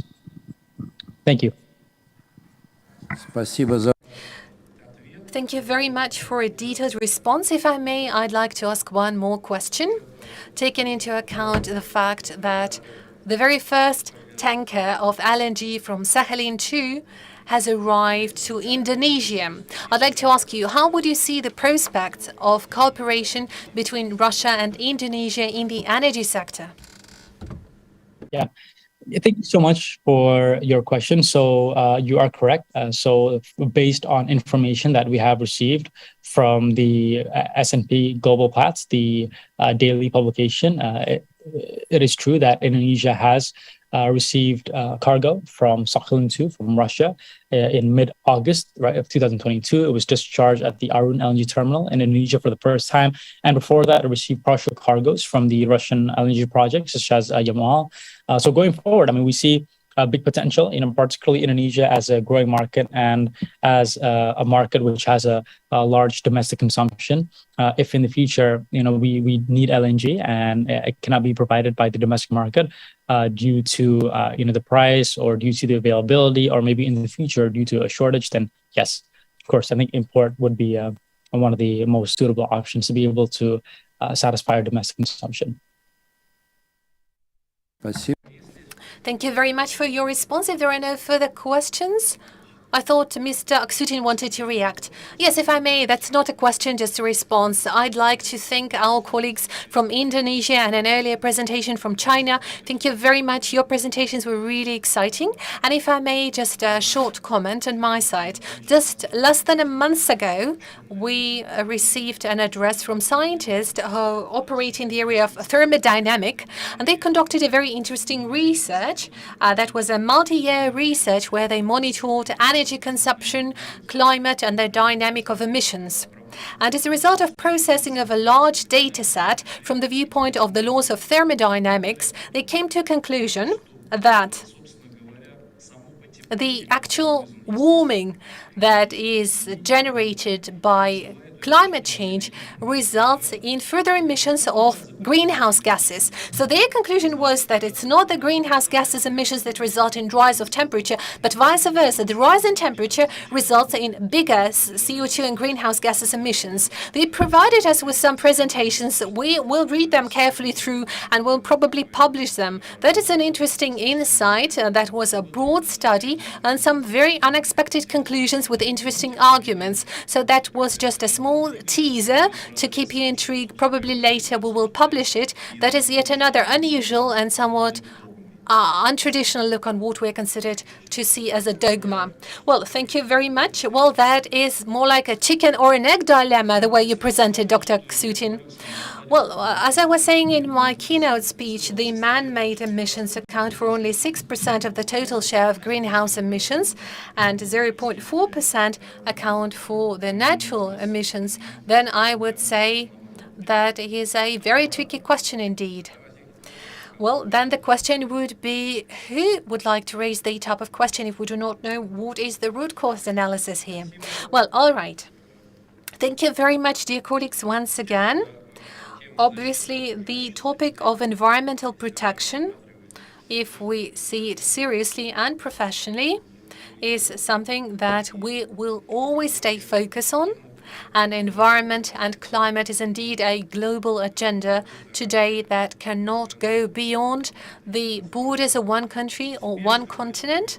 Whether that would be a successful cooperation or not, whether that will be properly and scientifically based, whether we'll get the necessary technologies is largely dependent on whether the global economy will be able to adapt to climate change, no matter what provokes it. And sustainability of economic development is at stake here. So I'd like to give the floor to our colleagues from the High Economic School of the St. Petersburg State University of Economics. They have conducted a very interesting research that is the monitoring of energy strategies of the leading companies. And I'd like to give the floor to the director of the High Economic School of the St. Petersburg State University, Dr. Yana Klementovicius. Today we have a presentation on the climate strategies of energy companies, to change or not. The floor is yours. Good afternoon, distinguished colleagues. For me, it's a big honor to present after our foreign colleagues. And today we already listened to very interesting comments, and they are quite provoking, and they actually provoke the further discussion. And the first slide actually somehow it connects with these main ideas that were discussed in the previous presentations. So surely this division into different phases is only one possible variant. So we were trying to find the authors of the new climate visions, but surely there are different resources, different methodologies, different scientists, and there are certain reasons why certain ideas are transferred. So for me, as for the professional and economics, I see the reasoning. And when the global agenda goals were formed, then the priorities were formulated for the sustainable development. When we were discussing on the international field the issues of the development of economies for the countries with different level of economic development, of technical development. So we were trying to unite our efforts and have really global vision for the sustainable development of the whole world.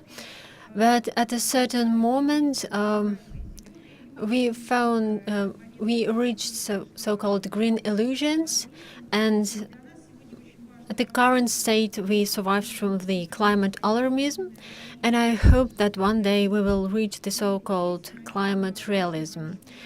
And I believe in this field, business community can play a huge role. First of all, the energy sector, who is leading the sustainable development and who is doing everything in order to not to fall into this climate alarmism, actually.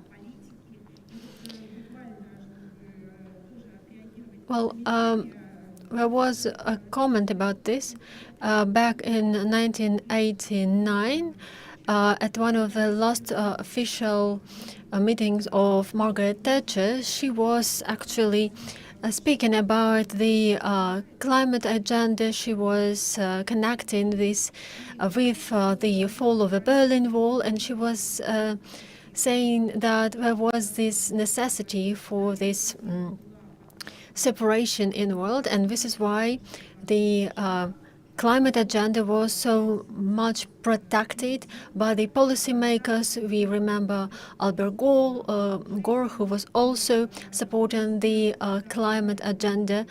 You remember he lost the didn't become a president.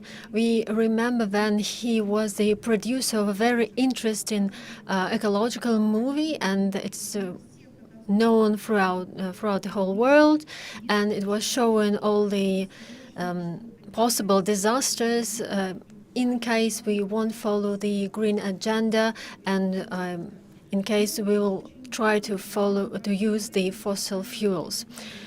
But I believe we need to stay focused on what's really important and try to stay rational and reasonable. And I believe here the energy sector and the position of the companies is really important, because they actually form the global agenda, and they actually always follow all those global challenges, and they look at the environmental protection problems, they look at the energy efficiency and energy saving. We also see that the new business directions are being formed right now. So actually, who supports the climate agenda right now, and what are the consequences for the whole energy sector? What are the benefits?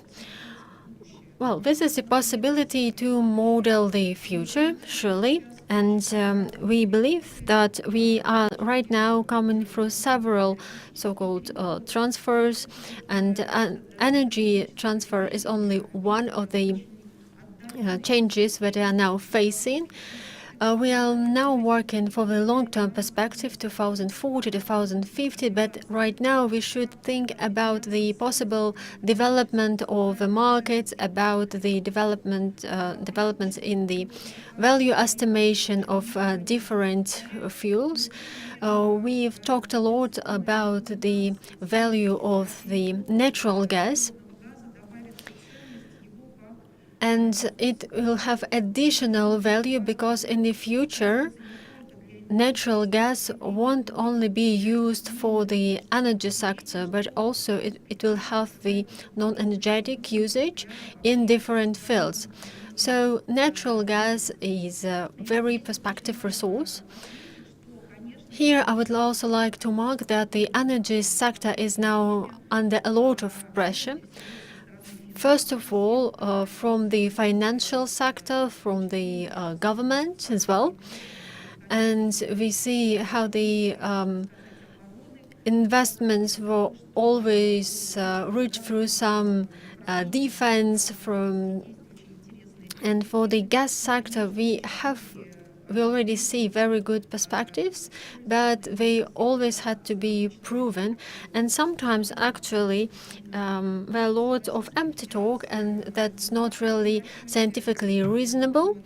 The position of the Russian Federation is clear. The Paris Agreement was ratified, and our main policy is targeted on the environmental protection and the decrease of anthropogenic pressure on the environment. But we don't have to say that fossil fuels equals evil.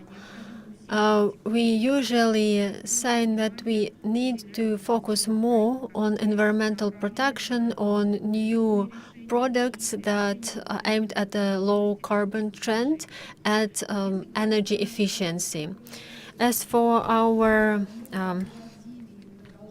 study, we are carrying out the monitoring of the corporate eco strategies. When many countries shown their position, some key energy players decided to be part of this current agenda. They also carried out the relative studies and publicly showed their eco position. We studied 36 main companies. We carried out several studies within this general research. Well, actually, it's very difficult sometimes to compare different positions of different companies. So here you see the results based on the reports by the energy field companies. Those are the reports from 2020. And here we took into account two main aspects that I believe it's important when we look at the corporate sector. First of all, this is the amount of the resources, the proven reserves of hydrocarbons, because we know that some companies will have the lack of proven resources. And on the x-axis, we see the low carbon trend multiplier. So we see if the companies really need to adapt to the national strategies for the energy transition. As we see from the graph, the companies that have the bigger amount of proven reserves, they have a bit different position from those who have less of those reserves. And they see that the major driving companies, those are the companies that are actually fighting for their presence. So we don't have enough of the proven reserves. As for the statements of companies, well, companies are being quite creative in stating of their responsibilities. I already see that some of the representatives of law companies would be presenting today, and you know, those statements that the companies made, some of them are actually law-binding, and some of the statements have very rigid limitations. If we will probably read the documents that are being composed in the companies, we see that liabilities that have been taken are very, very strict. So we see the number of companies who are very ambitious in their possible responsibility in respect to carbon neutrality. Some other companies, they have a more humble position. They are carrying out some eco and low carbon projects, but still their portfolio is smaller and they are not so publicly active sometimes.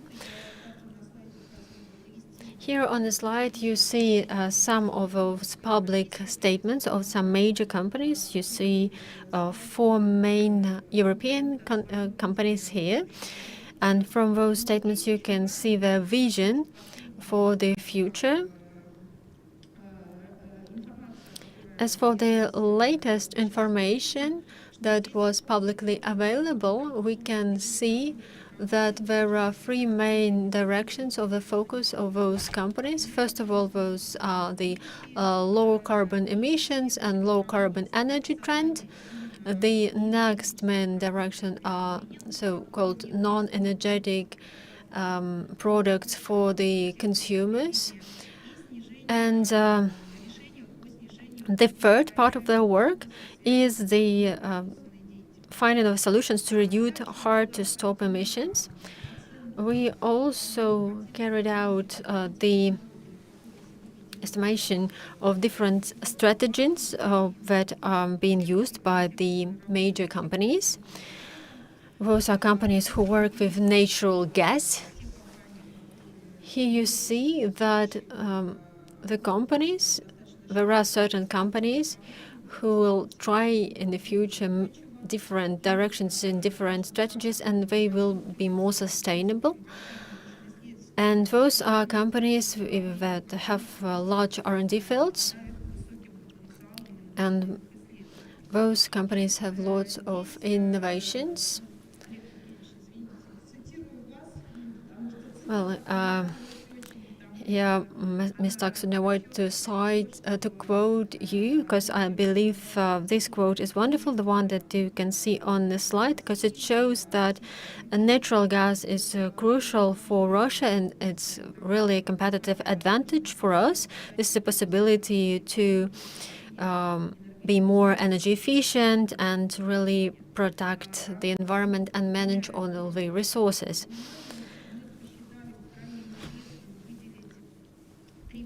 We also found out that there are three main mechanisms that companies are they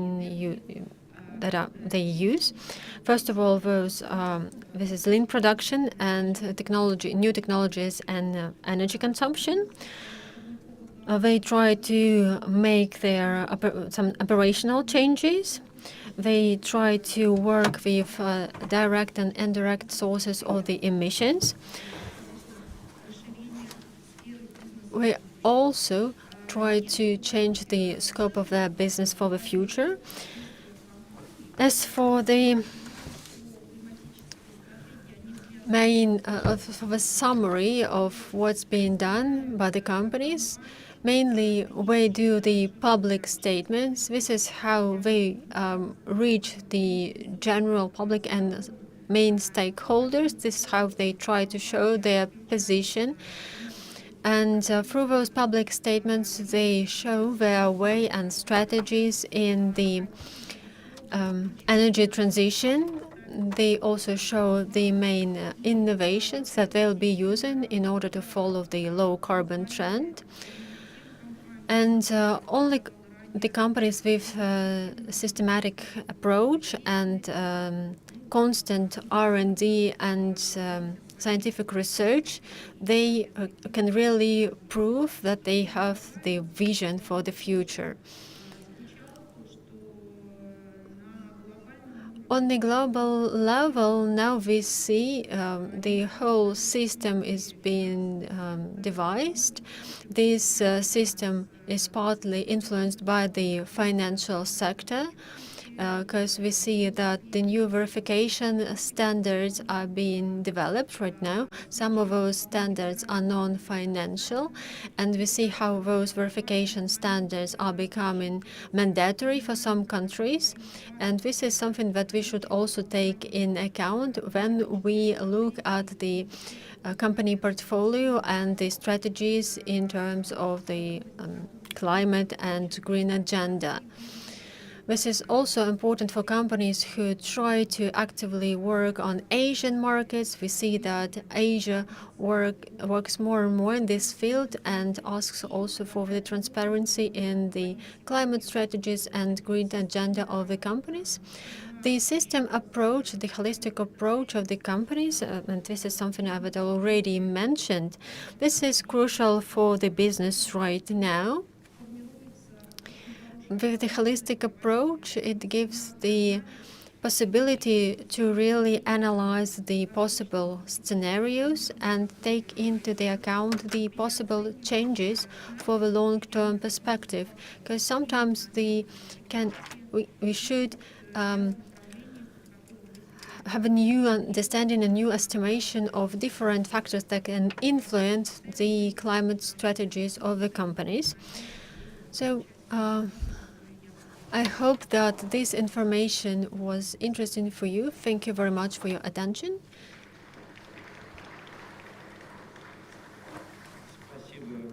Thank you very much. Well, at least one thing is evident.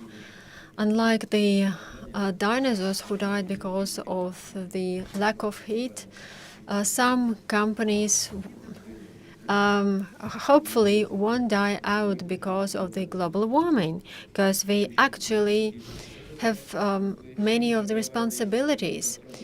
Well, you were saying about this film produced by Mr. Al Gore. What was the name of the film about those disasters? Well, I don't remember right now the title. Please, please try and find the title of this. The Uncomfortable Truth.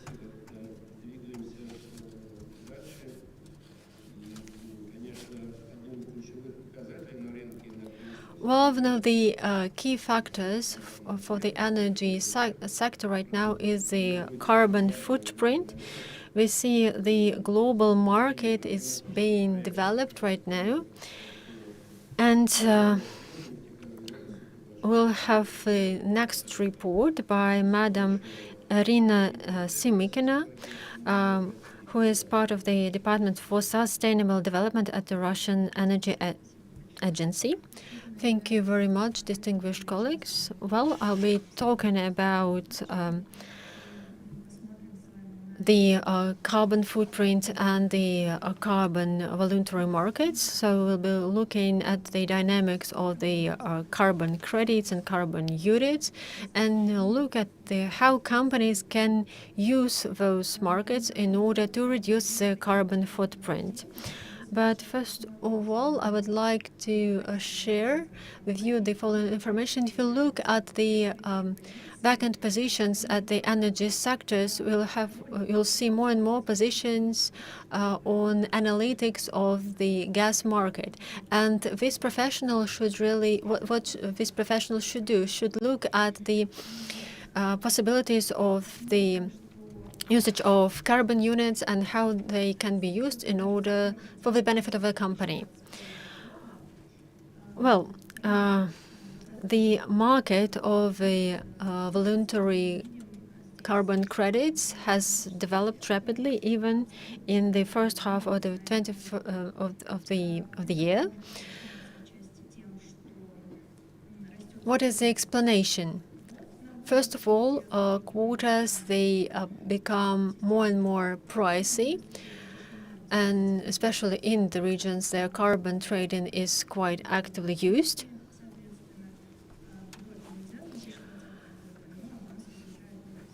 We see that in China we still can compensate up to 5% of the carbon units, but those voluntary carbon units.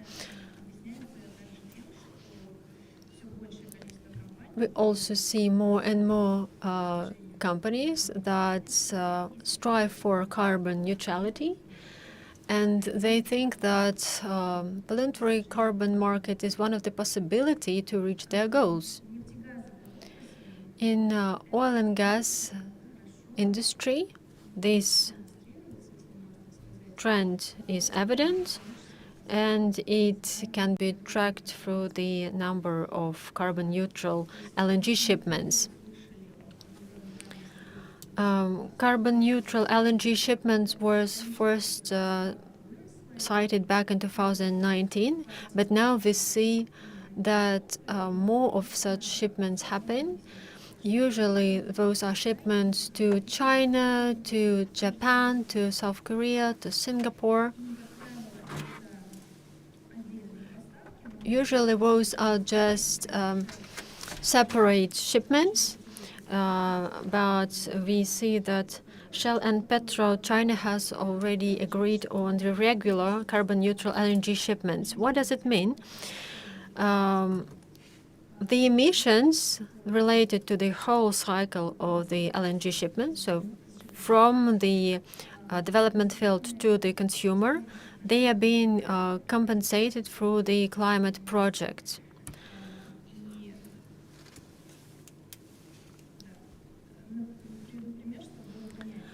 I'll try to give you an example. For example, Total and Chinese offshore company fully compensated the emissions through two projects: the creation of the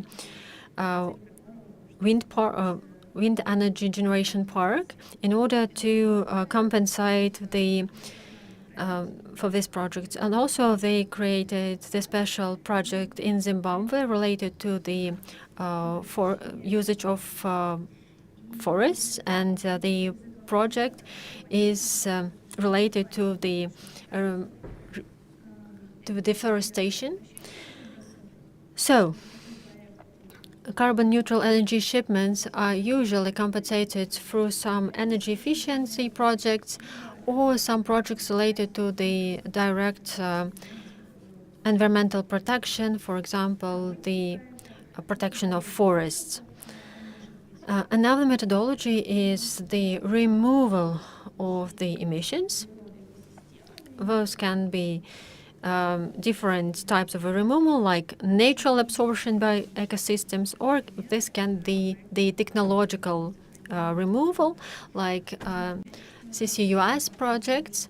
Right now, there is no methodology or environmental standards, international standards for the CCUS, and we actually hope that in 2022 we'll already have several methodologies that will be internationally accepted, so that we can do the certification of such projects.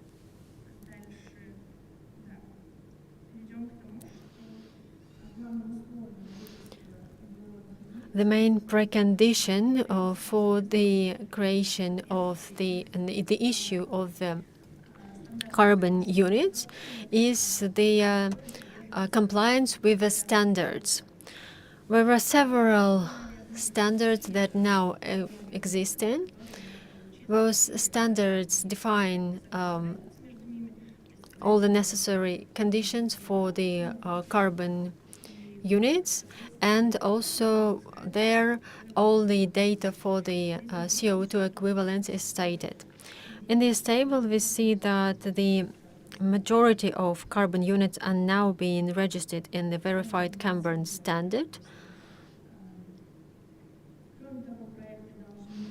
Also, the project should comply with certain principles.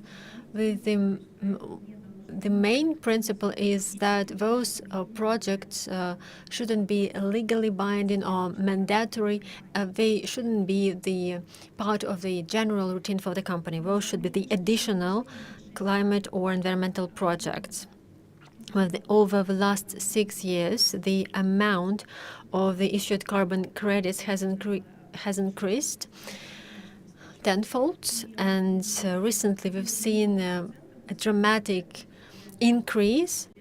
The majority of projects, actually 46%, are the projects related to forestry and land use, and 43% of projects are related to renewable energy. As for the oil and gas industry, here you can see the possible methods that company can use in order to have such projects and issue carbon units. For example, this is the several methods during the upstream, the tracking of leakages. In Russia, we have only few projects that are being implemented right now, but for example, in Tomsk region, there was a project related to the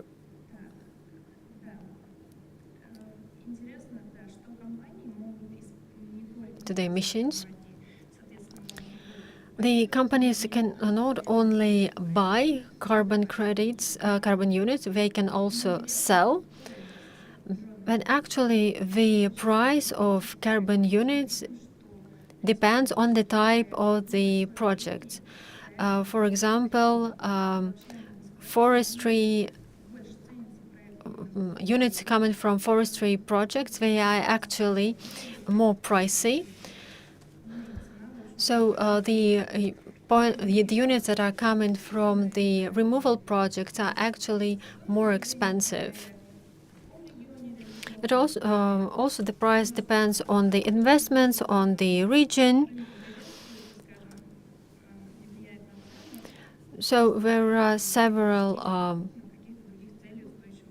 factors that influence. For example, if the project actually helps in some other fields as well, then it's also more pricey. From 2020 to 2021, they saw the dramatic increase from $2.5 to $4 per ton. So it doubled. Also, the amount of agreements grew by 66%. As for the forecasts, they differ a lot. Now we have about 500 million issued units. Then the forecasts, they differ a lot, as I already said, but the majority of forecasts say that the number of issued units will grow tenfold within the coming years. Well, the compensation projects in the portfolio shall be used only when other types of projects cannot be implemented because economically and environmentally they are not that efficient. First of all, the company should work on energy efficiency, on the reduction of the emissions, on the possible introduction of CCUS, and only afterwards they can use the compensation projects. Thank you very much for your attention. Thank you very much. The topic is indeed very interesting. Are there any questions? I would like to ask several questions regarding the verification standards you've been mentioning, the gold standard, the VSCS. Unfortunately, now, because of the sanctions, those standards cannot be used, and Gazprom has already some ideas and already is ready to create a certain standard, but actually our project was denied.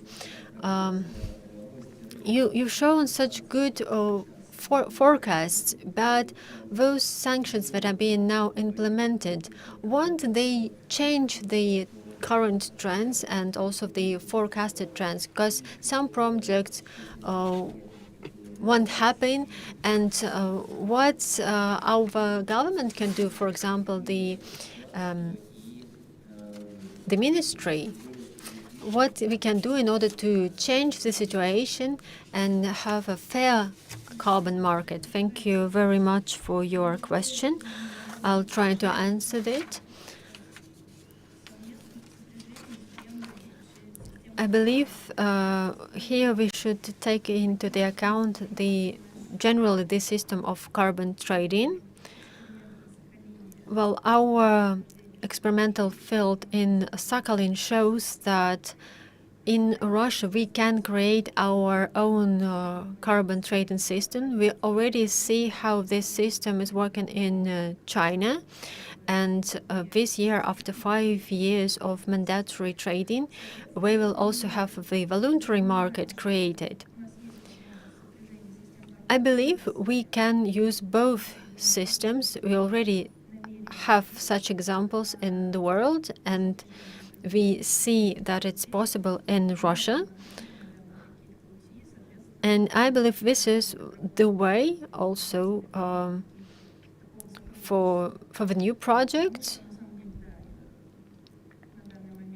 well, currently, international standards cannot be used in Russia. You cannot enter the international registry. We don't know how long it will last.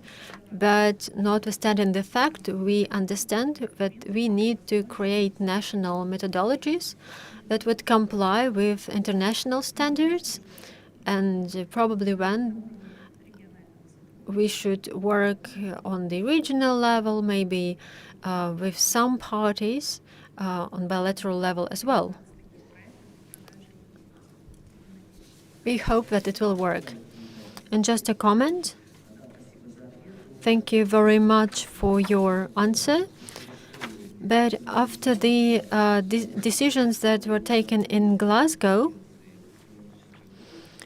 during the last conference, UN started to call the voluntary market the black market, because the voluntary market system wasn't approved by the international organizations. So still the stakeholders, they try to create the additional verification system so that on the COP level it also be approved. Do you believe it's possible still to make this voluntary market not that black? Well, that's an interesting comment.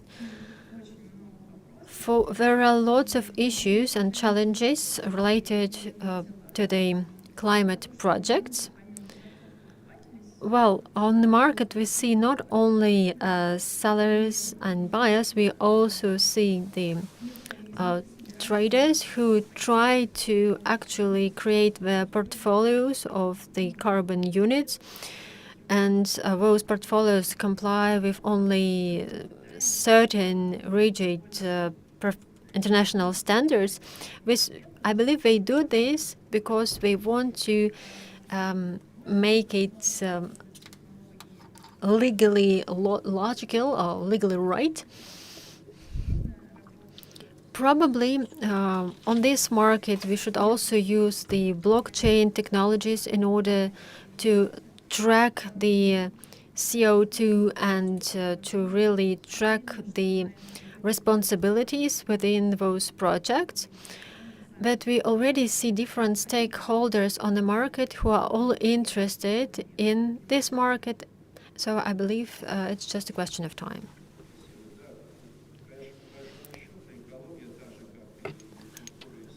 Well, I should say that ecology and environment, just like sports and culture, should stay away from politics, and yet we see that it's not exactly the case.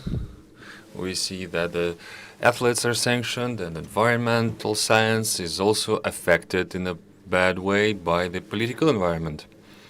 Unfortunately, more often than not, this effect is an adverse one, and we are going forward, and we have the final speaker for the first part of our roundtable. I would love to give the floor to Roman Ishmukametov, senior lawyer of the St. Petersburg office of a widely known company, Baker McKinsey. And he will tell us a bit about energy transition and sustainability, a regulatory and transaction perspective. Thank you, Mr. Medvedev. Thank you, colleagues, and thank you for such a great lead-up on behalf of my colleagues. It's indeed a pleasure to actually take the ball from Jana and to follow up on what she has just said. I'll try to adapt as I go and perhaps to change the sequence of my PowerPoint slides. All right, Jana, let me respond to what you've just said. You are completely right in saying that the corporate sector has driven the plethora of business and transactional activity in terms of carbon trading and carbon scoring and many things carbon. And yet we have to understand one thing. You've made an emphasis on the term responsibilities, but we're not discussing the quota system yet. We're not discussing the state regulation yet, and so perhaps it's responsibility to your own self. Having said that, we should bear in mind that it's different on other markets. For instance, in the US, we can already see such a thing as a climate litigation, meaning when some environmental activists try to champion their cause and actually take companies to court for incompliance with their quote-unquote green responsibilities. And they actually pinpoint the incompliance in the corporate reporting. But I'd rather yield this topic to my colleagues who are more keen to discuss the litigative aspects of it. So I'm not trying to confuse anyone. I'm just trying to actually explain and clarify what the whole green transition corporate aspect is about. So this chart on screen is dedicated to exactly this. We're mostly talking big business now. And we can clearly say that the projects in question are climate projects. We can call them environmental projects. But if you look at it carefully, you can see that there are many, many aspects to it. If you take the carbon scores out of the picture, you can see that it quickly evolves into something different. Perhaps, yes, there is a point in calling it a climate project. That being said, many of those projects, the VTEC and the hydrogen storage systems and renewables and many others, have been developing for quite a time now. We even have the quote-unquote green branded aluminum, and they would perhaps are here to stay. But we also see that the regulatory landscape is changing, and we have to take a close look at what's going on in this area. Take an economic agent that creates something tangible and feasible, and there is an obvious need to buy this stuff from him. So there is a buyer and there is the seller, i.e. the producer. So what changes now with this whole climate regulation system? There is a third entity, a third party that would regulate their relations. An important point to mention. We clearly see the sad news about what's going on in the European continent, the reverse decarbonization, as it were, or should we term it recarbonization? What we see, in fact, is the buildup of all sorts of carbon-intense power sources. So we rather see that it's the money that hunt the projects than the reverse, than the projects hunting money. Many people are very eager to jump this bandwagon. Take the North American market, for instance. There is this system of transferable tax credits for climate-friendly projects. There are the long-term commitments and the ability to pass them on to other companies. So it's completely a different picture. But the thing is, there is a major momentum building up, and it's a valid thing. We should take a look at it. It's even affecting the investment climate in certain countries. Can we put on the next slide, please? It has been said that projects can be climate related or climate unrelated, and yet if we look at it at scale, we can clearly see that all of those projects are very costly and very labor intensive. So what do we do about it? We can invent some sort of a framework, an auxiliary system, even a sort of a safety net. We can call this mechanism a carbon credit, for lack of a better word. And we should have a look at the mechanisms that would have emerged if not for this particular mechanism. So a general reminder, we have a national level. There's the government A and the government B, and both have their sort of national climate strategy. They have their own quota system. Then we have the Paris Agreement level. That's basically the core of this climate-related system. So we are going above the national level, so it's more about the international regulation. And this would be a bigger framework. And then there is another layer on top of that. That's the voluntary commitments. I think it was 6 months ago when we have analyzed the situation for one of the Russian companies, and yes, we've arrived to a conclusion that the markets are fragmented and very diverse. California and China would be two totally different markets. The bottom line is the fragmented market, is the reality that is here to stay. And why is that bad? It means that if you have a potential project and, for instance, to institute some sort of carbon credits and sell it to investors, you wouldn't be able to do it. Why? Because it would not be applicable in the countries across the globe. It would be applicable in some, it would be inapplicable in others. So following up on what my colleague has just said, I want to say that we will perhaps see the split of this market, what you term the black market. I would say that it's rather a gray market. It exists beyond the scope of the regulated frameworks and legislative areas.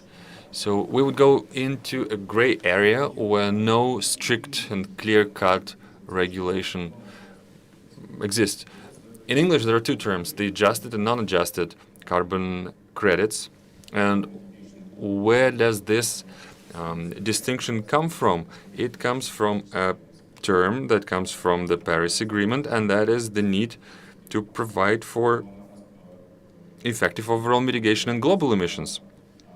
So the idea is this. Say there is a country that has executed a project on its national territory, and it can assume some sort of voluntary commitments to ensure the greenness of this project. But whenever the activity of this project crosses the border or crosses into the area of another project, these carbon credits are no longer valid. And if we look carefully at the Article 6 of Paris Agreement, there are principles for both the global and the bilateral carbon trading market. And it should be perhaps applicable even to the Russian Federation, that even before the current developments was in talks to factor this into the national legislation. That would be a necessary precondition to be engaged in any sort of international cooperation and trade. I think that we should bear this in mind. But speaking globally, I know that I stand between you and the coffee break, but there is one important thing that we should bear in mind, especially it's important from the business point of view. If we try to engage in some sort of a over-the-horizon planning, we should bear certain factors in mind. We should look at what's going on right now. I mean, changes are bound, both in the state of the cultural perception of the issue and then the international legislation. I mean, look at the BRICS frameworks, look at the Eurasian Economic Community frameworks, all of them are different. But if we turn back to the slide from which I've started the presentation, we will see one curious thing. We have plenty of projects that serve as a framework for the future mechanisms that are not in place at the moment. And these projects may seem like something very abstract and vague, but it's not. It's just that these projects are on their pilot stage at the moment.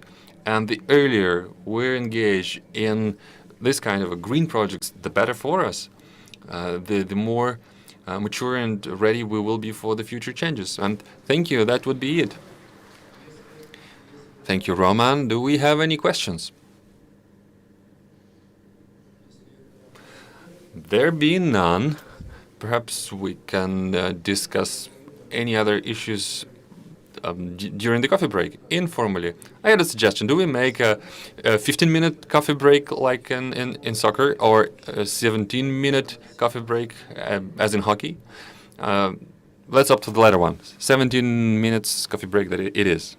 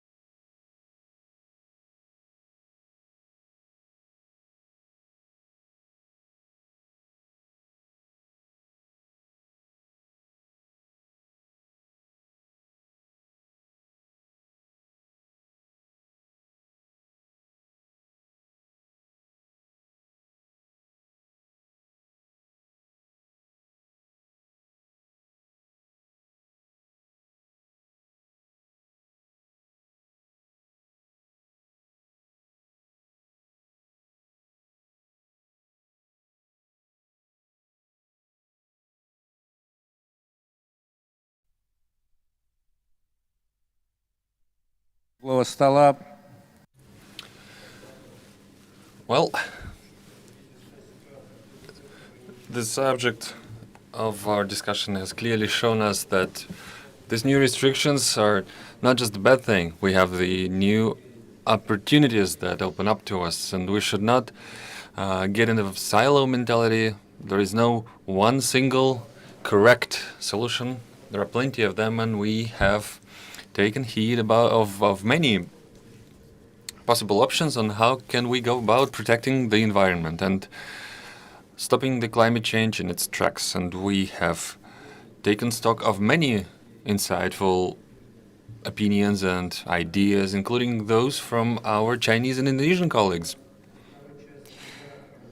Which is why the second part will be moderated by Konstantin Romanov, head of Gazprom Hydrogen. Konstantin, over to you.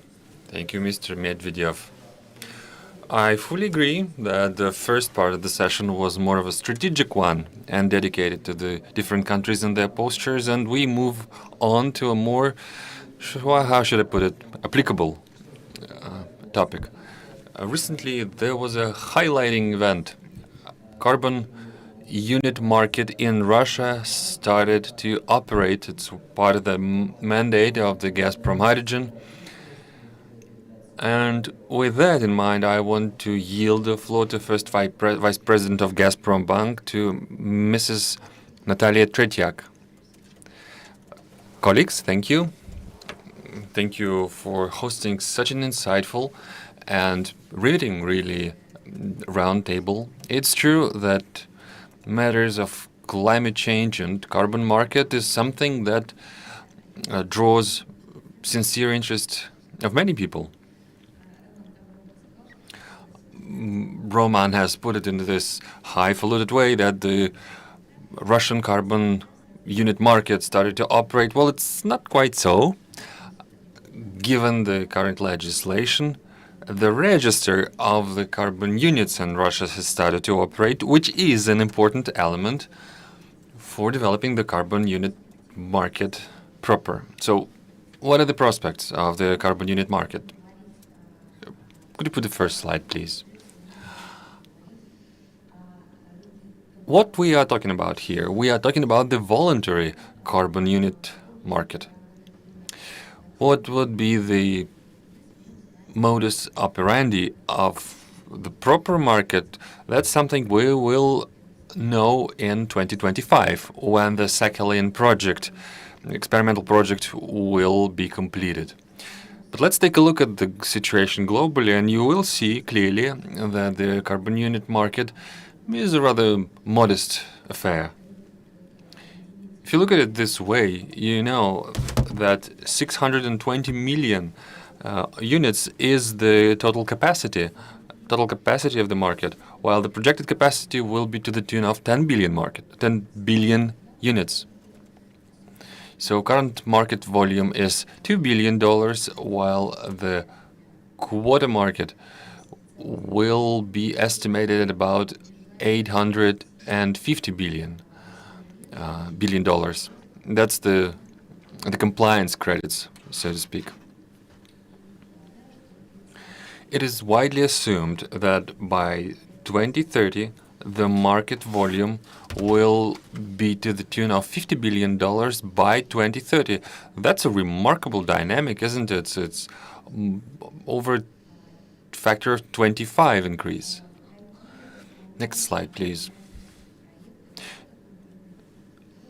Let's start at the beginning. What are the carbon units?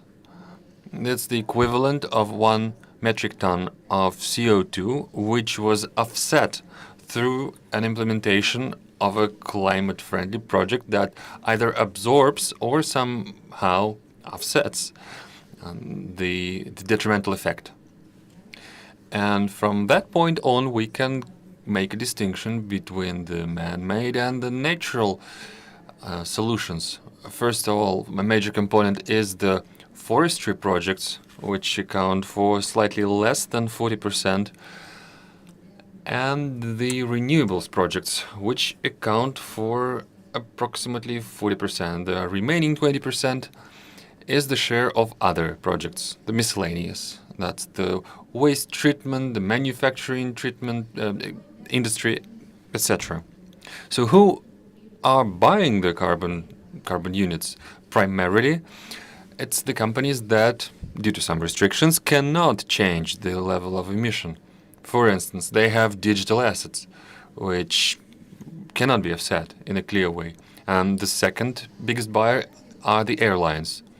Next in line are companies who engage in some sort of carbon-intense activity, and yet who engage in some sort of in-house offsetting projects, and yet they will need to offset more than they can do on themselves, so that means that they need to buy carbon units. Let's focus on Russia right now.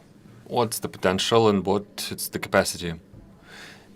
The registry has went on stream on September 1st, and yet, starting in 2019 and up to 2022, Russian companies have bought over 700,000 carbon units.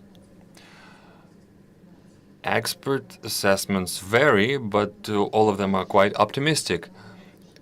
Going forward, in the foreseeable future, it's assumed that the climate projects will feature the reduction of about 1.5 to 4 million carbon units.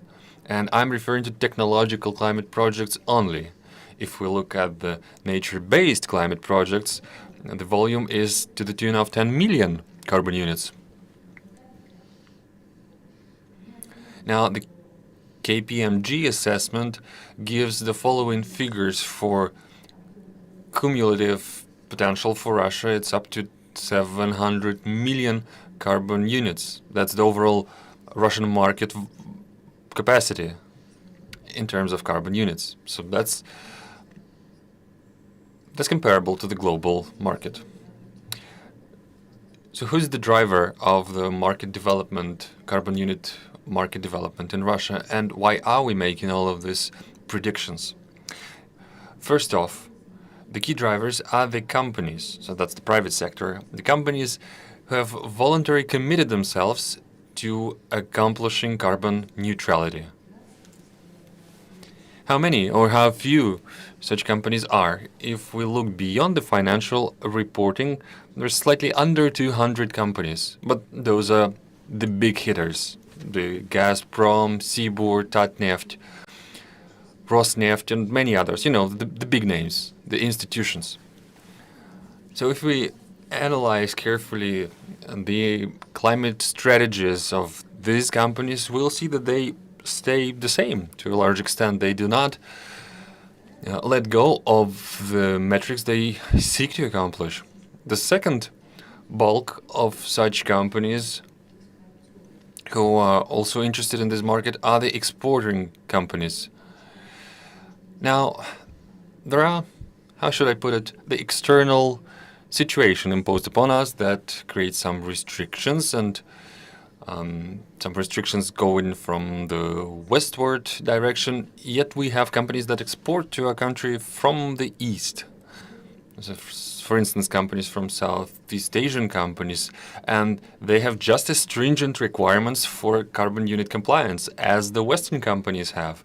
So our basic assumption is this: they will be quite frank and demanding about the carbon compliance of our companies, of their partners in our country, and so it is our task to provide the framework to make sure that these compliance requirements are met. And that would be a competitive edge for us going forward. I mean, the lower carbon footprint for whatever they produce. And that would be one factor out of many, including price, technological intensity, and others. Undoubtedly, one of the key drivers of development of carbon unit market in Russia are the companies that make money on this market. And it's an open secret that Russia has a huge potential to untap in terms of executing natural climate projects. We have both the academic bona fides for that. We have the properly trained people.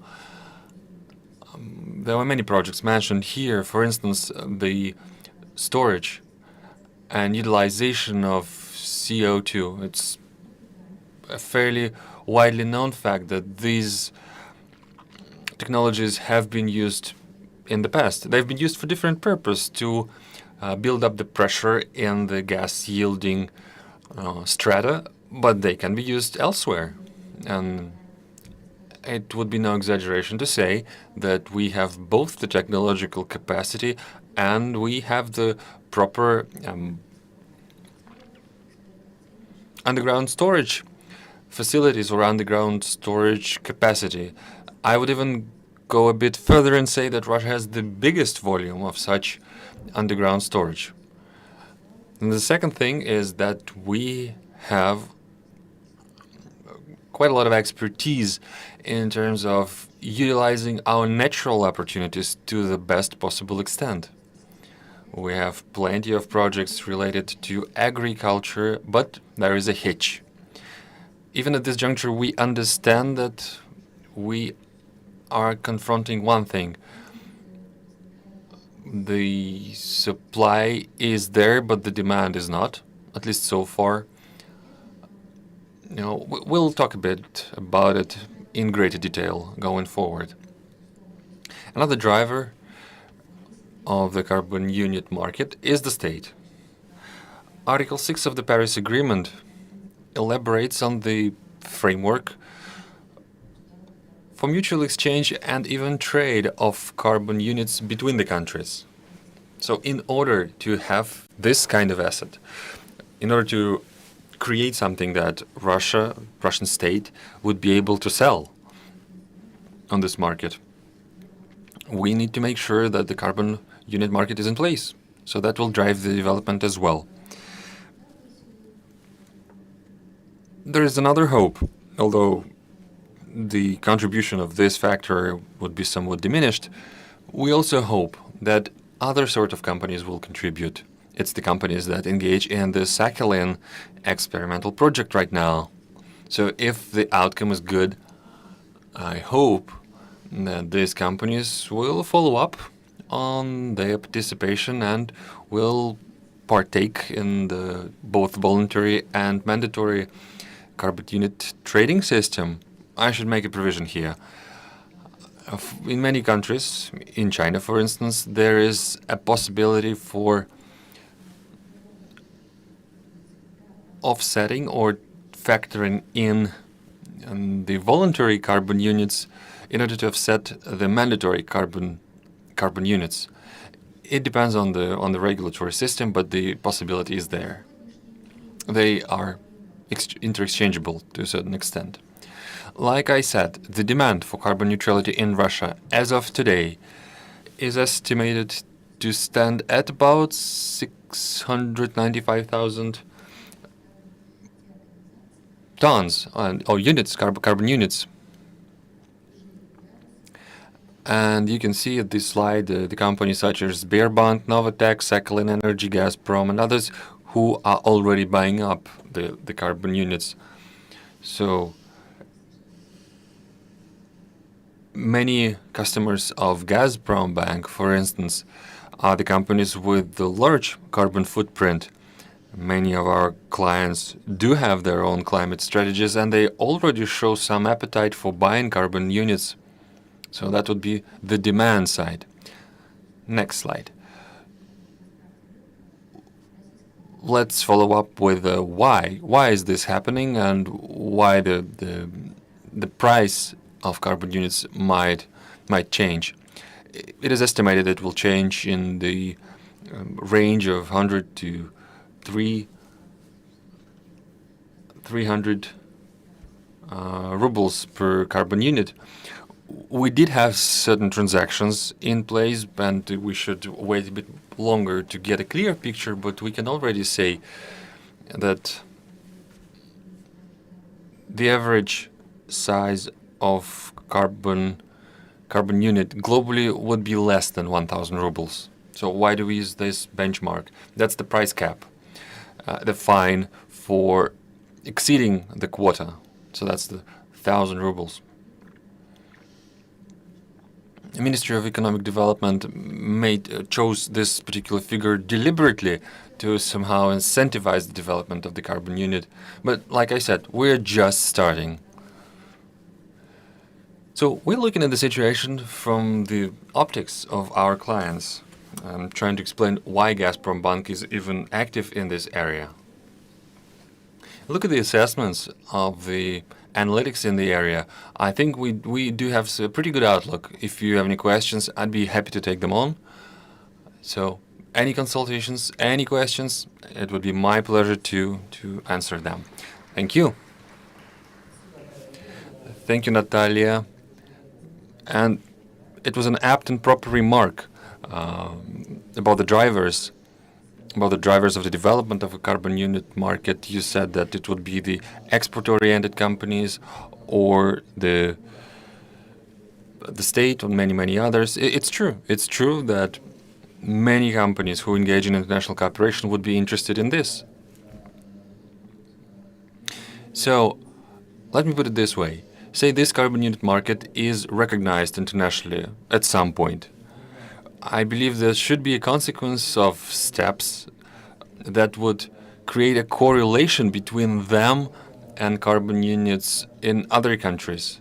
So perhaps it would be the role of the International Business Congress that would be able to promote the Russian carbon units globally. If we can devise some sort of a framework for both offsetting the difference in the quote-unquote exchange rate between the carbon units, that would be lovely. I want to ask this. Does Gazprombank execute this kind of projects to go global? Do you have plans to go global? Roman, thank you so much. It's a very apt question.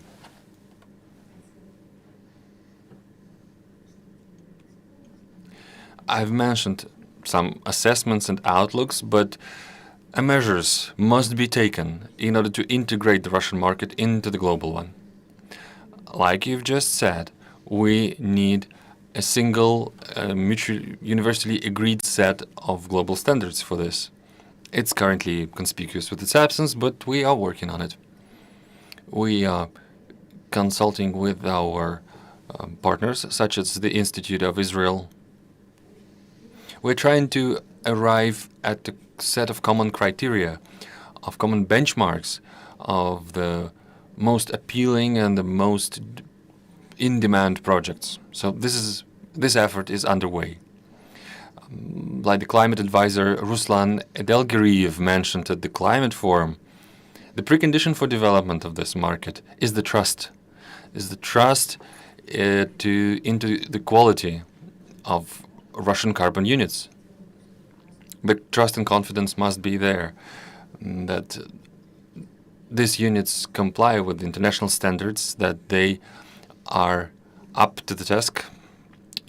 So the buyers of these carbon units must trust in the quality of those carbon units. So building this trust is the first step, and the second one would be the mutual effort. The mutual effort that would seek to gain recognition of the carbon units. I would once again refer to the Article 6 of the Paris Agreement, which calls for a single registry and verificator, and it's crucial, absolutely crucial, that our national verificators will be part of this. The Institute of Israeli is one such verificator, and it would be crucial that companies like it would be representing Russia in the registry. But simultaneously with this, we can be engaging in negotiations with friendly countries who would help us to create such sort of a verificator. For instance, a mechanism would be for the mutual recognition of verificators with India or China. And the third step for this international cooperation effort would be this. What we need is the assistance of International Business Congress. This is something where we badly need International Business Congress, rather. Thing is, today, many countries don't have their own national registry of carbon units. And once again, Article 6 allows for the use of foreign registers in the absence of a national one. And I think that's an appealing prospect. We have looked carefully into the list of countries that do not have such an infrastructure in place, that don't have their own national carbon unit registers, and I think we can make an offer to countries like Venezuela or Vietnam, to Belarus, Uzbekistan, and many, many others. So it's an extensive list. So from the one hand, we can make a proposal to our colleagues. We can offer them a valid and working mechanism, and from the other hand, that would boost the international recognition of the carbon units that would be documented in this register. So if we make these 3 steps, it will boost the competitive edge of the Russian market in no small way. Thank you, Natalia. I would like to now give the floor to Director General of Contour, Ms. Oksana Gogunskaya, who will perhaps do a follow-up on this. Mike, please. Good morning, colleagues. It's a pleasure to talk to you today. It's a distinctive pleasure. The first part was very engaging, and I think the second would be equally riveting. I have no presentation since I only wanted to follow up, to give a bit of a follow-up. Since September 1st of this year, Russia has put in place the national carbon unit market. We have the proper structure in place. We have the sellers and buyers. We have the first customers registering. We have even the very first climate project. And we do hope that by the end of the month, the executor of the project will finalize it and will issue the first carbon units. So it would give us a chance to see through the entire cycle, the life cycle of any transaction over the course of 1 month. It's a pleasure that the Sakhalin region of Russia is participating. It's, after all, the pioneer, the trailblazer of such projects. And we are grateful to companies that express their wish to buy this first issue of carbon units. I mean, the whole climate project is not that big, so there wouldn't be all that many carbon units. But that would be an engaging experience for everyone. And any company can be one of the founding fathers of the carbon unit market.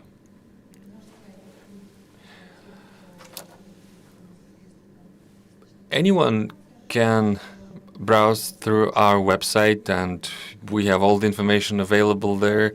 We are welcoming every possible participant, since we're the only register in the Russian Federation. It is based on the Gosuslugi, the state services website. So basically all you need is a personal account and an enhanced digital signature, then that would be it. You can apply. Right now we're quite optimistic. We are not going to close up, to clam up, and to limit ourselves to the Russian market only. We will take stock at what's going on in the market, and then we will expand to countries beyond Russian borders. Like I said, the climate agenda is still very relevant, and we are confident that that would be demand for our services, and I hope that the market will go live quite soon. Thank you. Thank you, Oksana. I have a question. It might not be directly related to what you do, but it's related to a sort of a supporting activity. It's been said that currently we have the seller market in Russia, and we are desperately searching for the buyer. What if we create a platform to serve as a sort of a matchmaker for this kind of transactions? Some sort of a mechanism that would facilitate the roundtables to look for buyers and sellers. What do you think about it?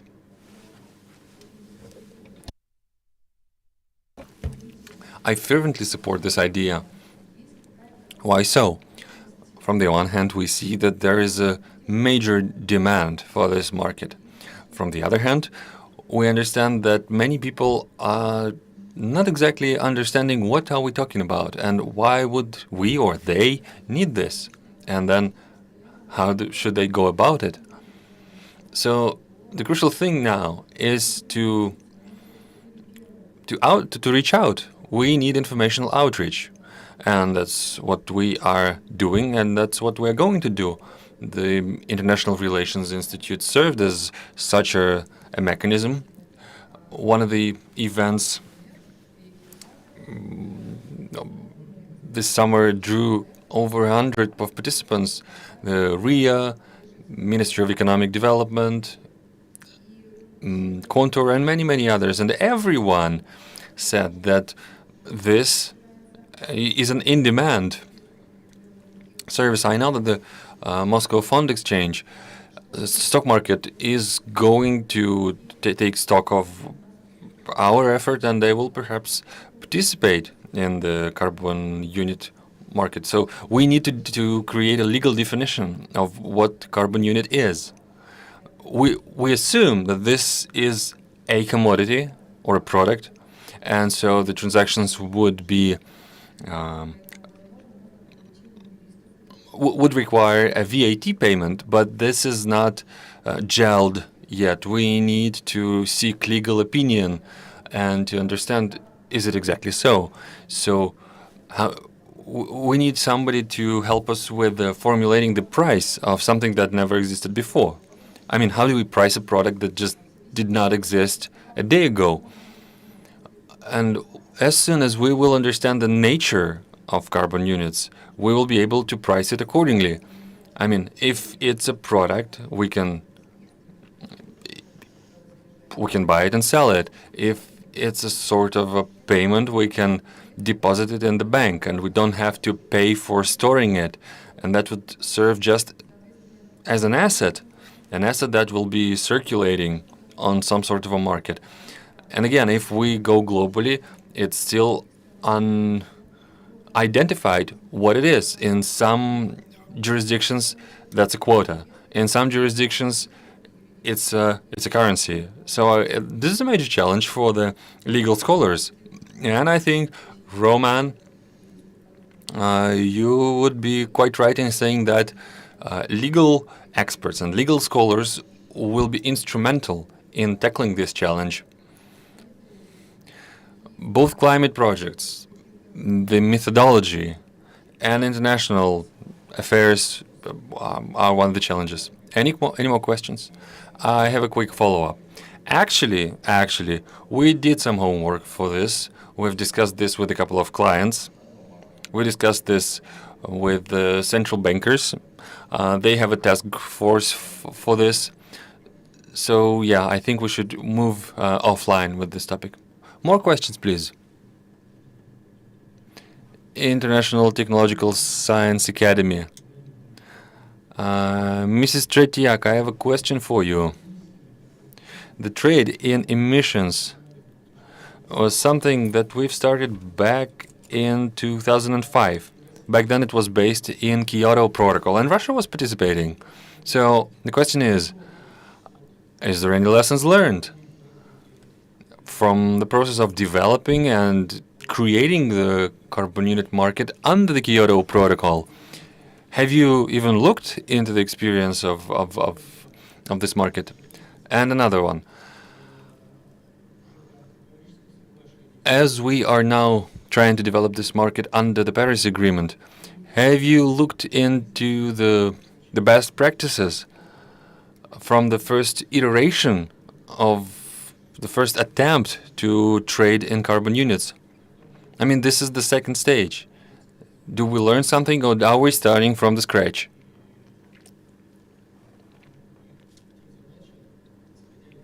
And if there are lessons learned, what are the tasks going forward? Thank you for the question. Yes, it's true. International community expected a lot from the Kyoto Protocol, and yet it is universally recognized that the mechanism has never gone into effect. Why so? Because few countries have actually decided to set voluntary quotas. Even Russian Federation has not decided yet, and I think we will make a decision only in 2025 when the second experimental project is over. So yes, we have looked into the best practices and lessons learned of Russian Federation and other countries, and trust me when I say this, we're looking carefully at what's going on in other countries, especially in our Asian partners, and I think that there might be some sort of a transboundary carbon adjustment mechanism in the People's Republic of China. And so far it's a delicate and even a sensitive market. And yet I do believe that we have a good chance of staying competitive at this market. Thing is, it was constructed with the idea in mind to be able to work with both carbon units and carbon quotas. So, a dual-purpose market, if I may. I think we have enough time for one more comment. Thank you. Roman, I think we need to look at the essence of the idea of a carbon unit market. The idea is to help businesses to reduce emissions wherever it's most efficient economically. And yet we should make sure that this is a real thing, that we're not trading in hot air, that we are not trading in some secondary project of what has already been produced or manufactured. So when we say complementarity, I think is the key word here, is the instrumental phrase. And Kyoto Protocol is another testament to this. We have had a test run of these markets. But another lesson learned is that we have to make sure that we have high-quality projects. I mean, the high quality of climate projects. It should be something that companies would be doing regardless of whether there is a buyer's or a seller's market. Thank you.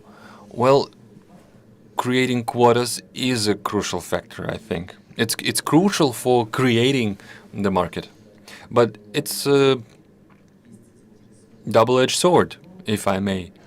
There is appeal and interest for both tracks of this solution, and many companies are rather wary of adopting just a single approach for the fear of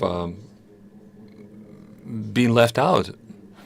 And there are economic restrictions, and we can remind the European Union where merely 42% of the emissions are regulated, the rest is unregulated. Sometimes it's incentivized by the market proper, sometimes it's incentivized by the state. But I think it's a proper time to move on to the projects themselves. And I distinguished representative of Gazprom Neft will give us an overview of what's going on here, and I'm happy to give the floor to Oleg Ushmaev, Director of Strategic Initiatives Development. Oleg, you have the floor, and tell us a bit about the CCS projects in your company. Thank you very much, Mr. Romanov.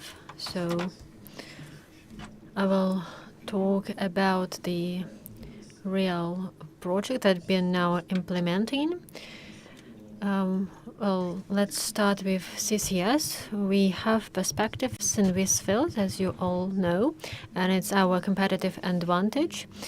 So I'll give you a brief overview. As a technology, the process is very close to all oil processing companies. We have the waste gases that can be then separated. We get CO2, then compress it and transport it to the possible place of storage, and then we just store it it's very close to the general processes that are going on in the oil and gas industry.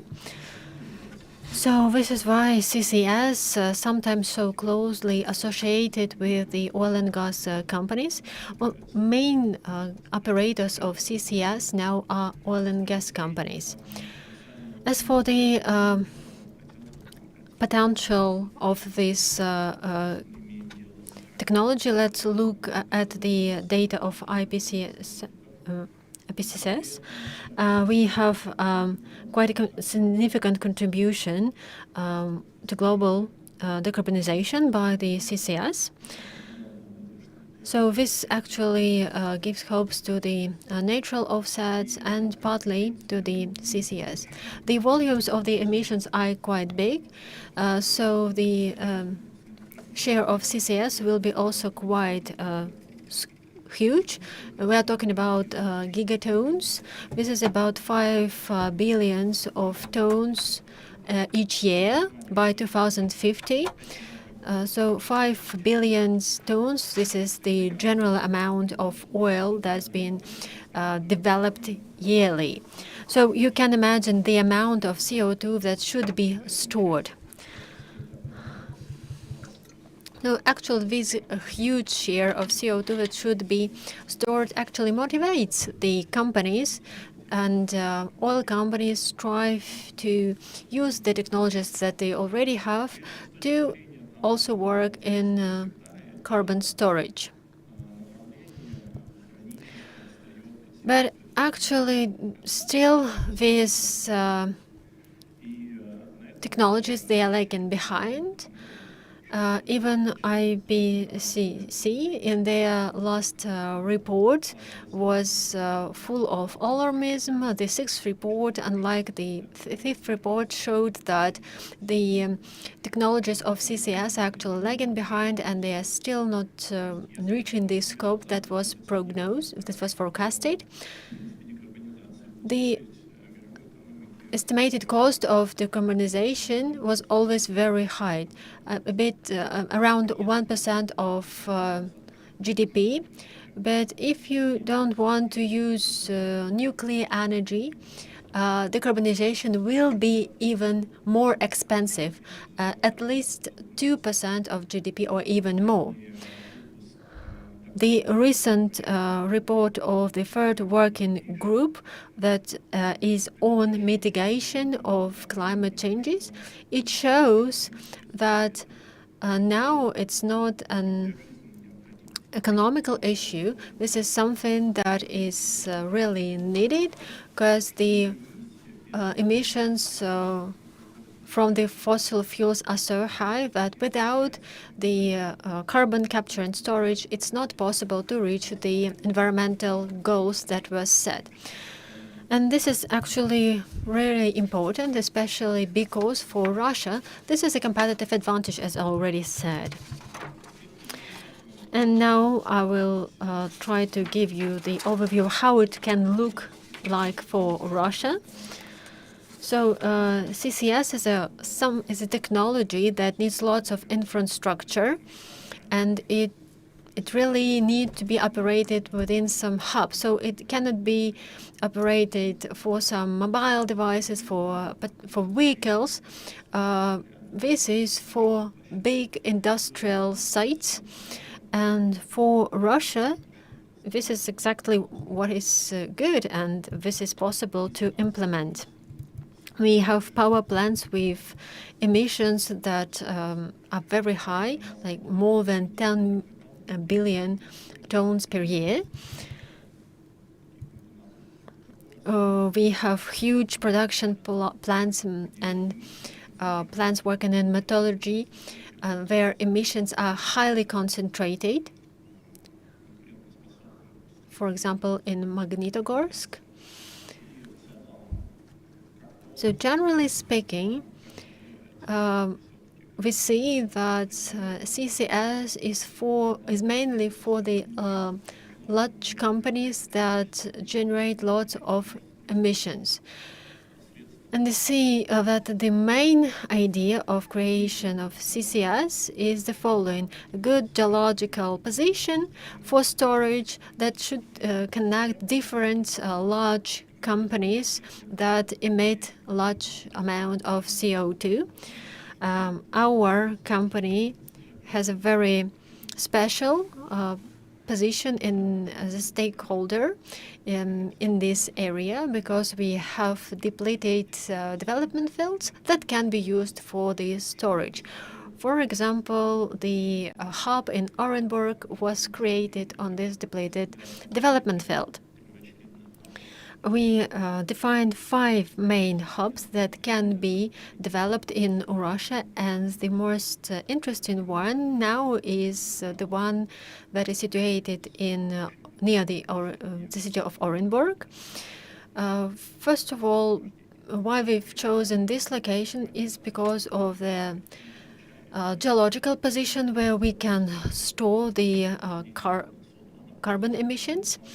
We also carried out the economical efficiency. We compared it with international economical benchmarks. Unfortunately, I cannot now share the figures with you, because we're now looking at different technological solutions that we need to use. But we understand that the general price will be like $100 per ton of CO2 equivalent.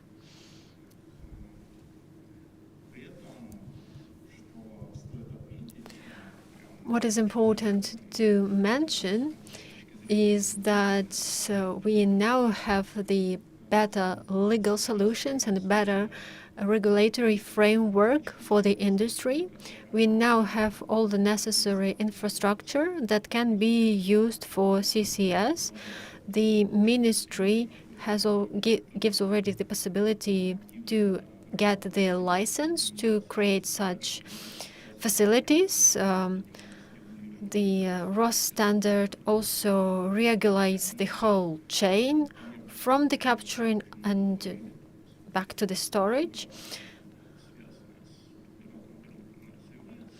So we see how a legal framework and infrastructure develops. But actually,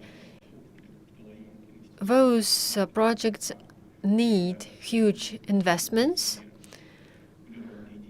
And actually, what is needed is the higher cost of the carbon unit. And we also lack some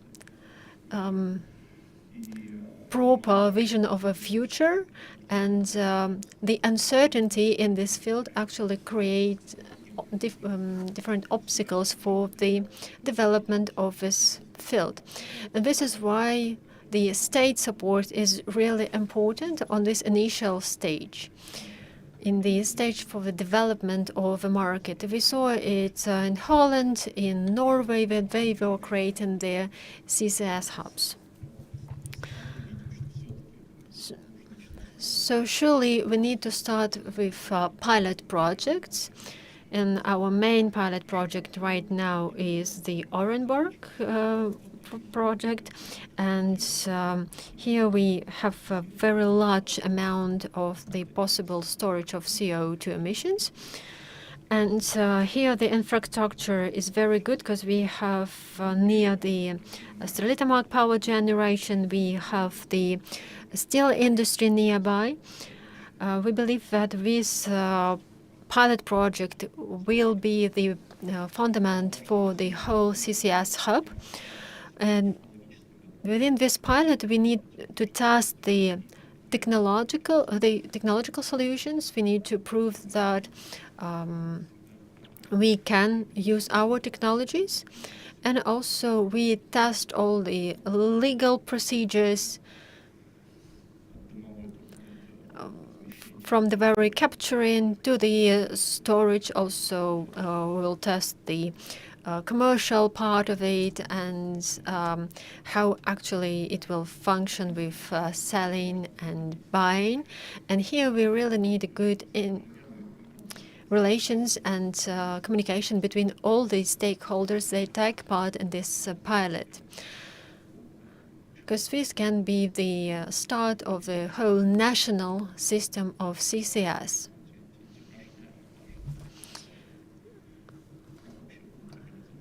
And within this pilot, we would like to test the main procedures and see how they work. Well, to sum up, I just want to say that Russia has all the potential for this developments, because we have both the industry, the necessary geological positions for the storing of carbon dioxide emissions. We hope that we can later then interact with the international stakeholders. Right now, we don't have any clear vision of how it will be possible, but still, and surely it's very important to have such pilot projects to understand how it all works. Thank you very much. Oh, well, it's the information that you shared, the data that you shared is really important. It's very good that we have the legal framework in place and we have the necessary support from the relevant ministries. And I have a question regarding the pilot project in Serbia. Can you share some data, the goals of this project, how it is actually implemented? Was it a climate project? So can you share some data on this? Well, yes, this is indeed a very important project for us, and this project actually gives us the possibility to say that we already know how to use the necessary technological solutions. Well, in Serbia, the scale is smaller. We are talking only about 100 million tons per year. We started this project with the support of the government of Serbia, with a national Serbian company, and the company that develops gas in Serbia. We already have the natural gases developed with the high amount of CO2.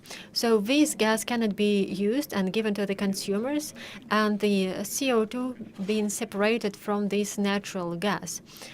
And in order to have a proper use of these separated CO2, it was decided to have this project on the storage of CO2. It shall be used not just go to waste. And the project was started. The main motivation for this project was that natural gas should have been prepared for the commercial use because the share of CO2 in it was very high. And in order to have better environmental protection, it was decided to separate the CO2 and store it. I have another comment and question. Well, we hope that our carbon units will be approved and verified by the international community and by international stakeholders. Yet I see that the methodology that is used in Russian Federation should be also approved or should be similar to the international standards. And I believe my colleague has just said that your company doesn't follow the international methodology. Does your company want to be the creator of the methodology that can be then used in the country and also internationally? Well, I believe in CCS we already have international methodology, especially if we are talking about the technical solutions. We already have everything stated in the ICAO standards. And what was decided on the governmental level is to follow the ISO standards as well. So everything within our legal and regulatory framework is very close to those international standards. So everything that's been done right now in Russia is try to use this knowledge that was accumulated by our foreign colleagues and that is formulated in the ISO standard. So we hope that we'll have a more or less harmonized legal framework that's very close to the international standards. As for our company, we actually take part in many working groups together with our colleagues from Novatek, and we are all interested to have the harmonized framework, and we also need our methodology to be approved by the international community. As for the commercial part of it, well, sometimes I believe it will be an issue because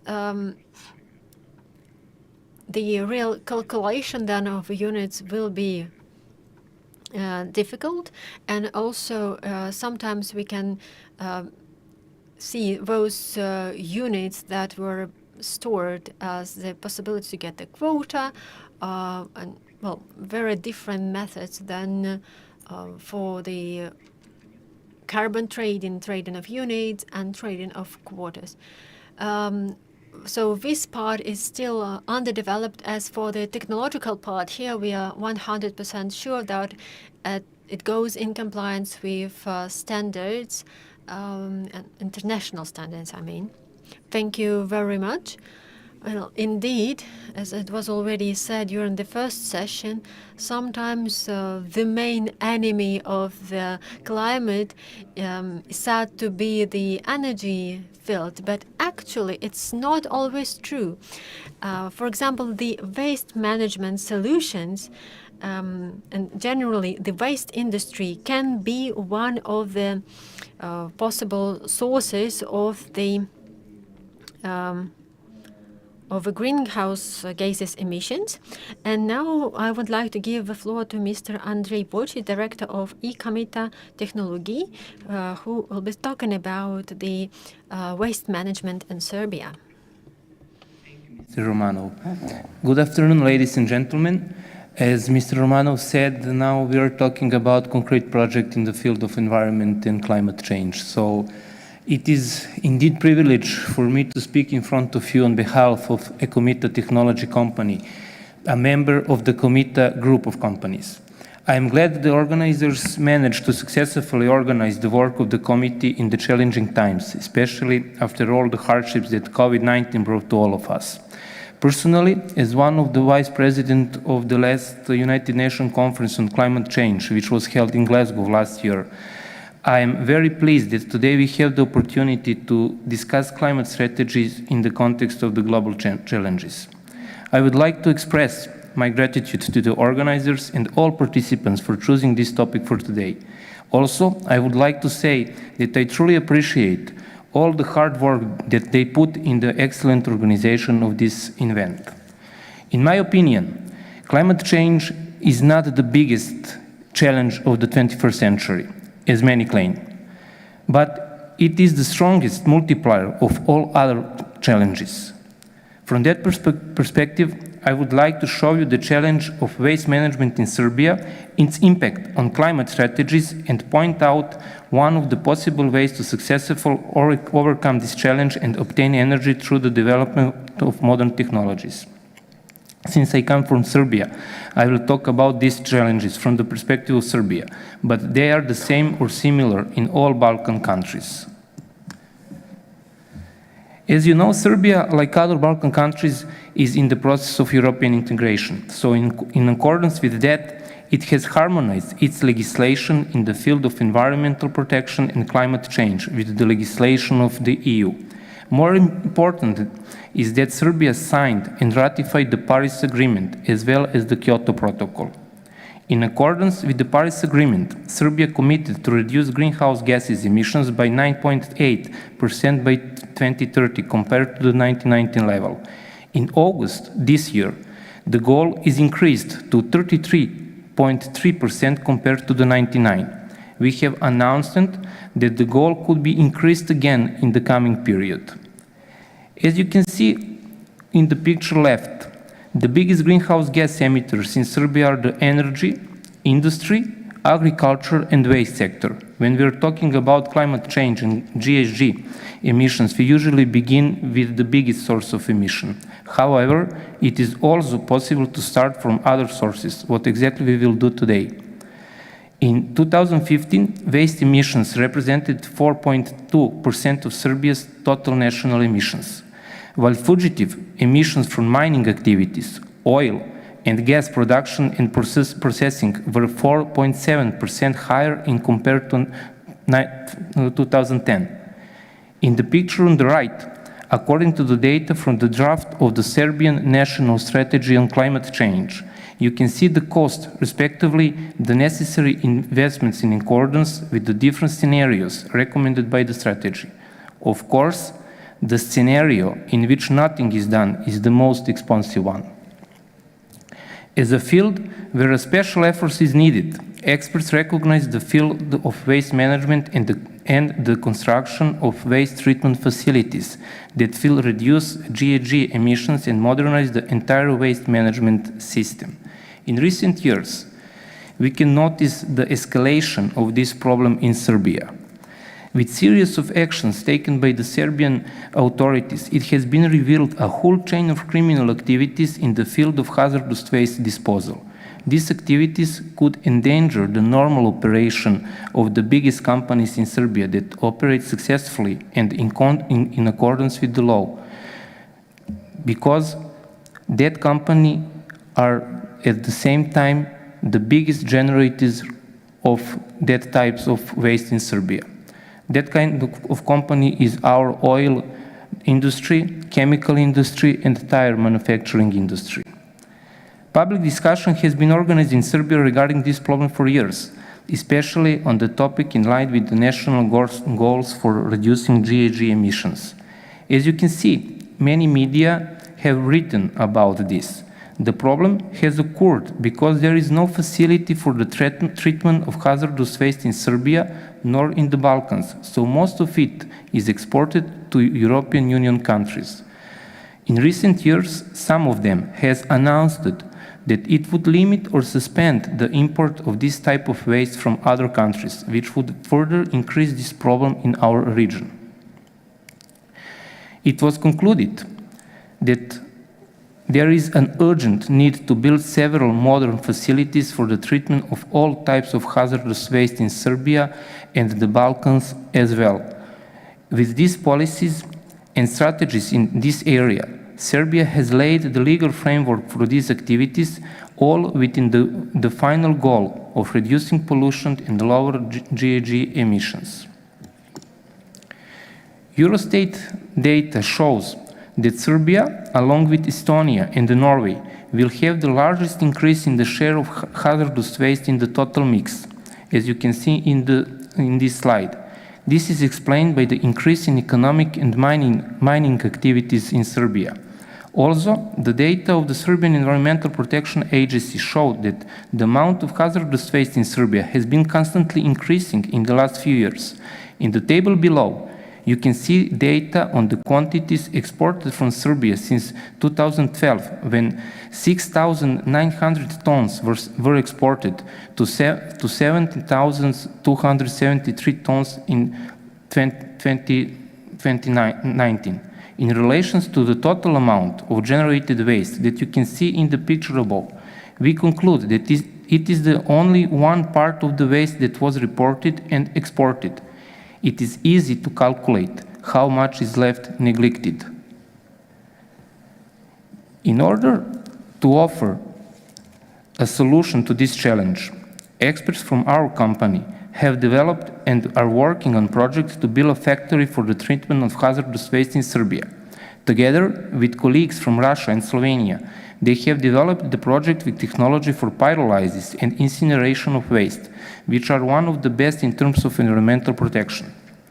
The factory is planned to start operating until the end of next year. With this project, our company would like to make an additional contribution to reduction of GHG emissions and to help this region to implement climate strategies and achieve climate goals. Of course, we would like to offer and help to all companies in Serbia as well to better and cheaper overcome the issue of waste disposal. Of course, we are very often asked how we intend to do this. The answer is simple. We will treat the waste in a proper way with the modern technology. In this way, we will reduce direct emissions from the waste itself, which for many years ended up on the black market, where people use it for heating. Also, we will reduce emissions from the waste treatment process because we will have the most modern technologies. And finally, we will reduce emissions from waste transport because there will be one place for whole waste treatment services. Recycled materials will become products after treatment which can be used again. In addition, electricity and thermal energy generated in this process can be used in local communities. The biggest benefit from these plants in Serbia would have companies representing the large business system that generate huge amounts of waste in their activities, such as the oil industry of Serbia, HIP petrochemical industry in Pančevo, Habis iron factory in Smederevo, the chemical industry, the tire manufacturing industry, cities and municipalities, wastewater facilities, etc. Here are just some types of waste that will be treated in our factory. At the end, here we can see just a few advantages of the waste management system that we talked about today, which is truly based on the triple R, reduce, reuse, and recycle, and which respect the principle of sustainable responsibility for waste generation. Today, we have heard many excellent arguments pro and contra GHG emissions, and I believe that that is the true value of IBC. In my presentation, I tried to show you one concrete problem which has negative impact on environment in Serbia. And after all, please let me to conclude that only by synergy between challenges, modern technologies, and the needs of modern economies and society, we can find the way for other further journey. Thank you so much.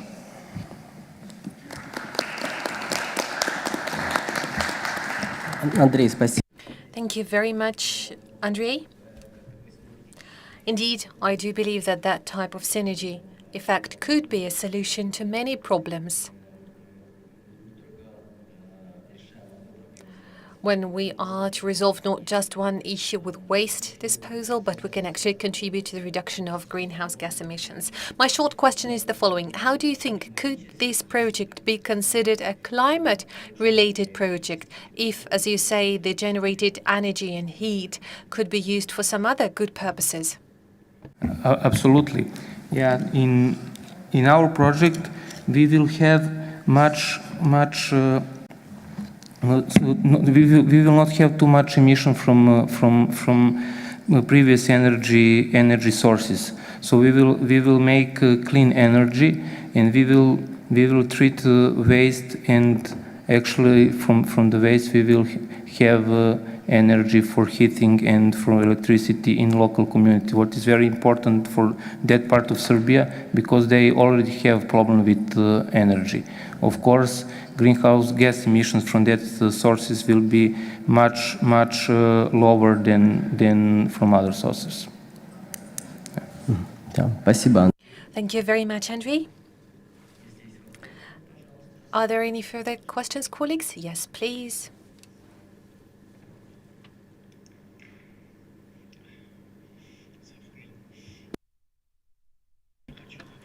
I'd like to ask the following question, if I may.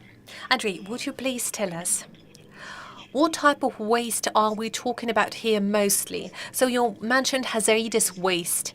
Is there anything specific, any valuable components in that maybe? And my question is the following.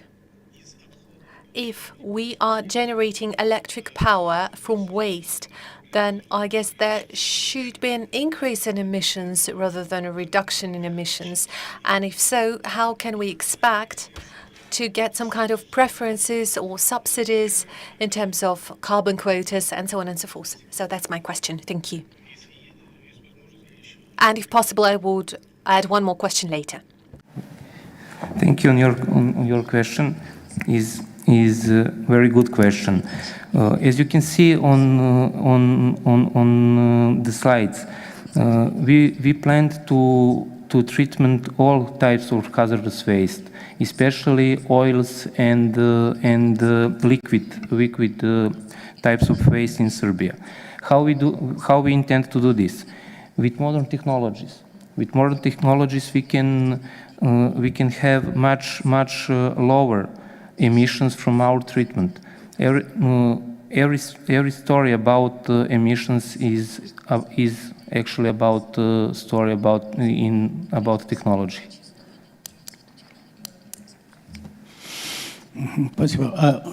Thank you. Thank you for your response. And just one follow-up question, if I may.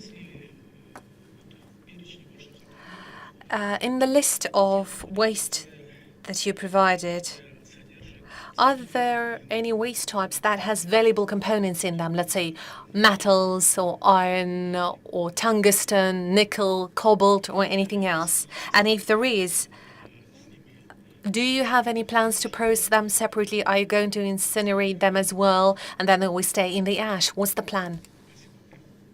Thank you again. No, in our plants we will not plan to treatment that kind of waste. All kind of waste are the kind of waste after recyclable materials. Спасибо. Thank you very much.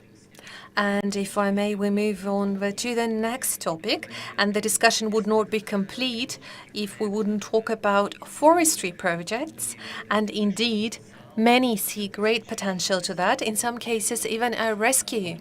The fact that all of our emissions would be somehow offset by that.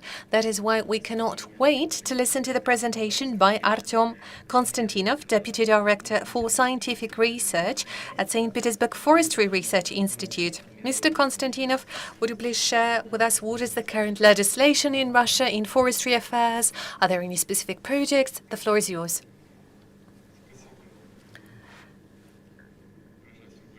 Thank you very much.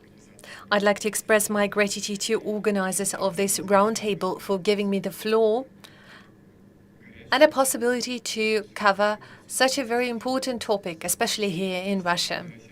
Indeed, when Russian Federation ratified the Paris Agreement, it made a statement and the corresponding governmental decree was issued, where it was mentioned that we proceed from the important possibility of forest and ecosystems to absorb the emissions and CO2. And the Russia's position is that it is important to take it into account whenever the mechanism foreseen by the Paris Agreement are implemented.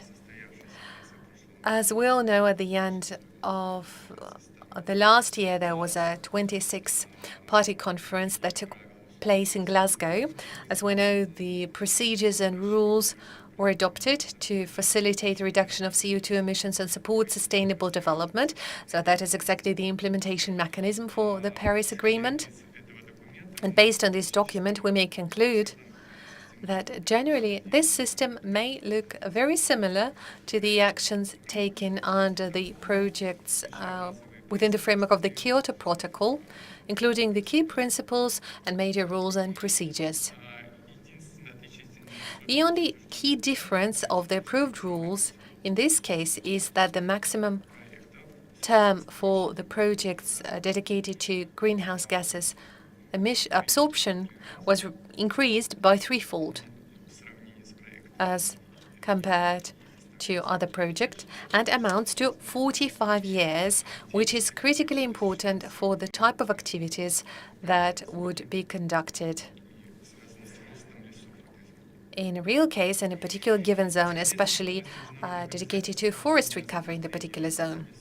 As to the Russian strategy of forest development up to 2030, there was a number of actions planned that should contribute to adaptation of forests to climate change, as well as implement a whole number of systemic measures to improve regulation in the area of carbon emissions in forestry. One should also make reference to the Russian Federal Law 296 that regulates agricultural activities related to greenhouse gas emissions and is conducted on the territory of Russia. As for climate projects, in terms of forest affairs, or as they frequently called forest climate issues, the reduction of GHG emissions is focused on the events and measures to protect forests from fires, wildfires, damaging impact, and also reduction of emissions through measures on forest recovery, forest management, and intensification of forest use through proper care.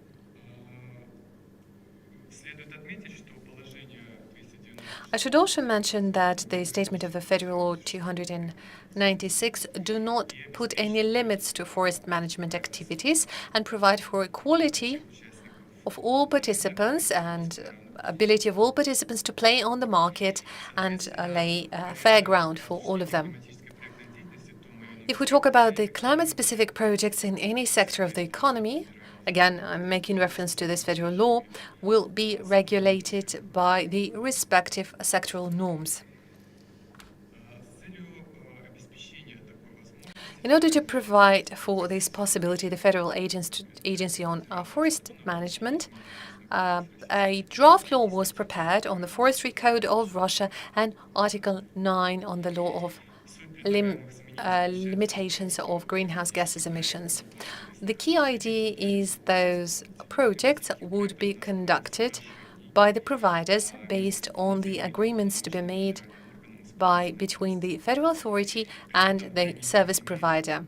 If we are talking about particular territories and lands covered by those agreements, there will be a ban introduced on conducting of any activities that are incompatible with the purposes of the project dedicated to climate protection.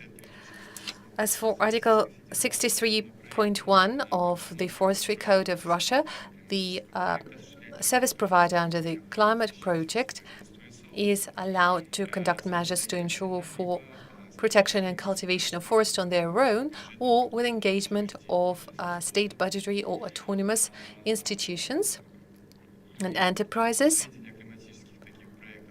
And information on that type of projects will be included in the forestry planning documents.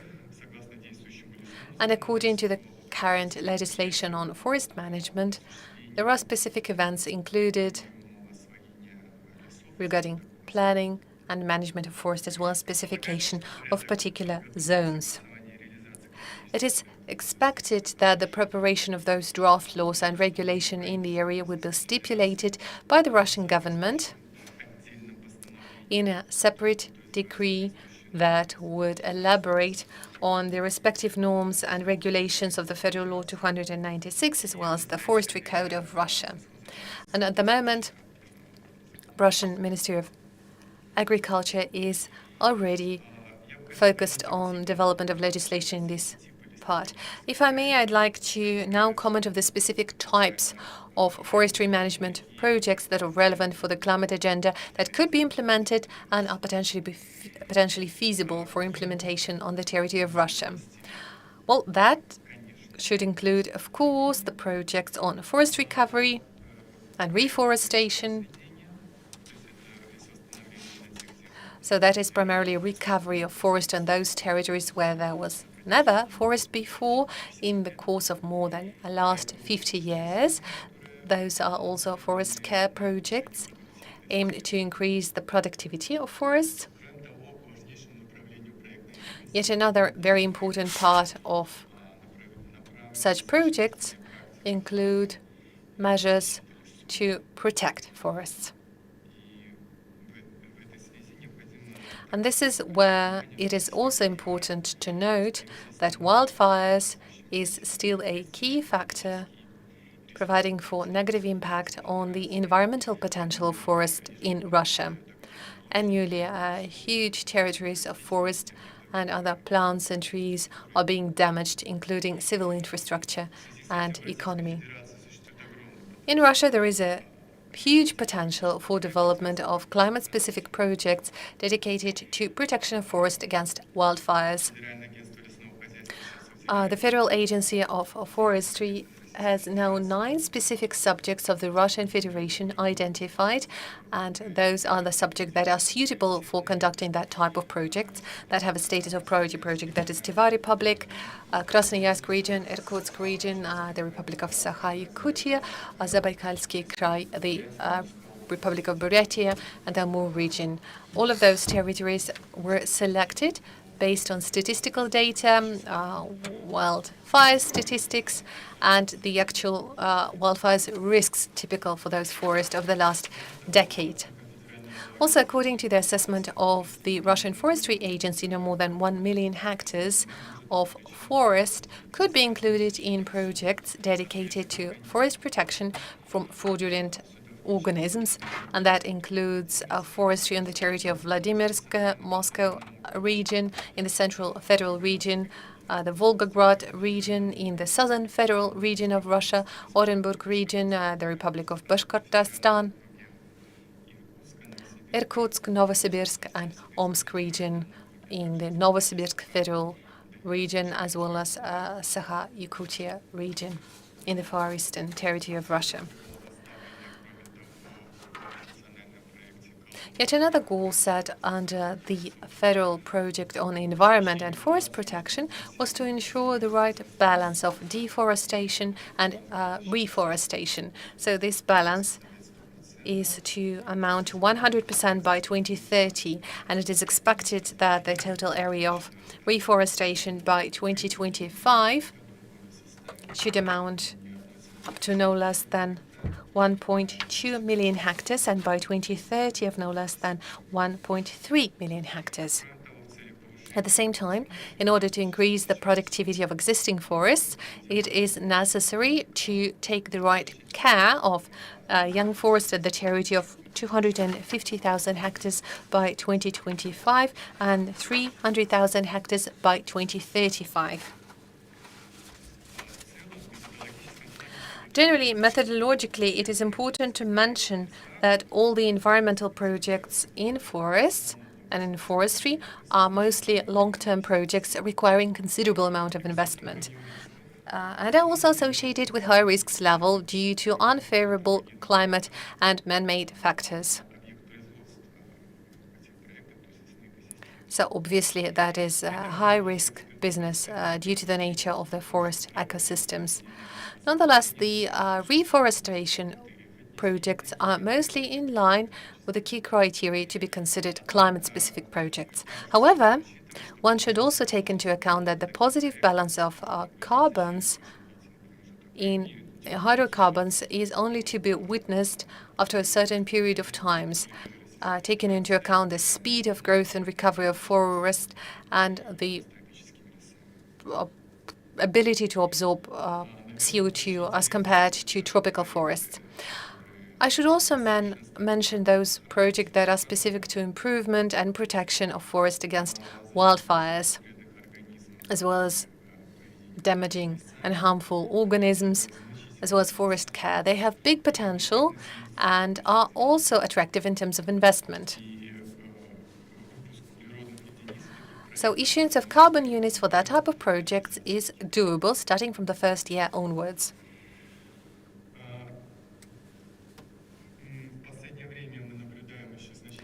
Lately, we've also witnessed considerable interest from the side of potential investors towards forests located on arable lands.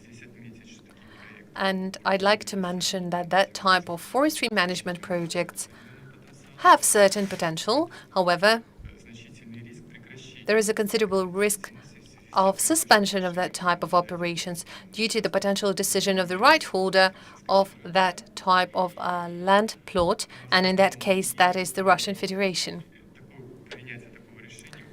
So if such a decision is taken, then it would be incompatible with the general methodology of implementation of climate projects.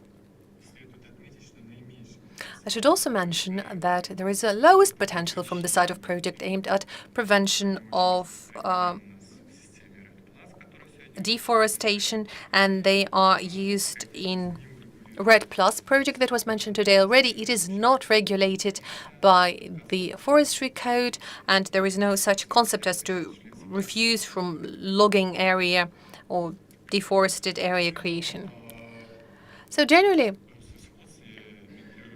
the Ministry of Natural Resources of Russia and the Ministry of Agriculture expect that the accumulated results from implementation of climate-specific projects in the forestry affairs would amount to no less than 50 million of tons in CO2 equivalent by 2030, and the respective number 150 million tons in CO2 equivalent by 2050.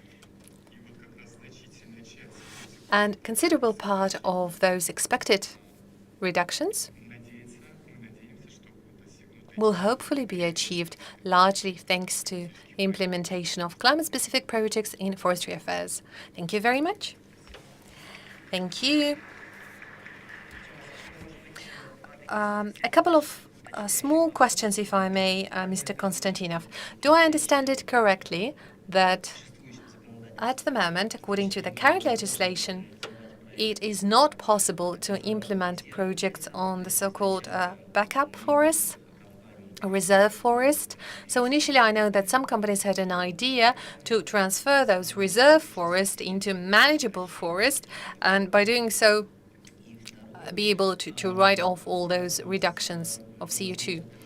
And my second question is on the potential discreditation of those voluntary verification systems. As you rightfully mentioned earlier, they would allow for implementation of projects whenever there is simply a refusal from deforestation. In some specific African countries, for example, they may make a statement that we are not going to deforest the area that we initially planned to, and again would do this greenwashing basically, and would sell it again and again to the potential buyers of carbon units. And that is a matter of reputational issues for the very same oil and gas companies that were aiming for carbon neutral LNG supplies. So do I understand it correctly that this situation will not happen in Russia? Well, answering the first part of your question on the reserve forests, well, I think now the focus is somewhat shifting at the moment. Climate projects under this new regulatory system and in the area of forest relations would allow for that. And the key priority would go to those reserve forests so that the respective anthropogenic activity could be conducted there to increase the absorption of emissions. The problem in Russia right now is that we need to find the legal framework and the legal reasons to use those forests. And secondly, how can we ensure or provide for this principle of additional absorption? Because as any regulation or any draft law in this regard, the activity there is over-regulated.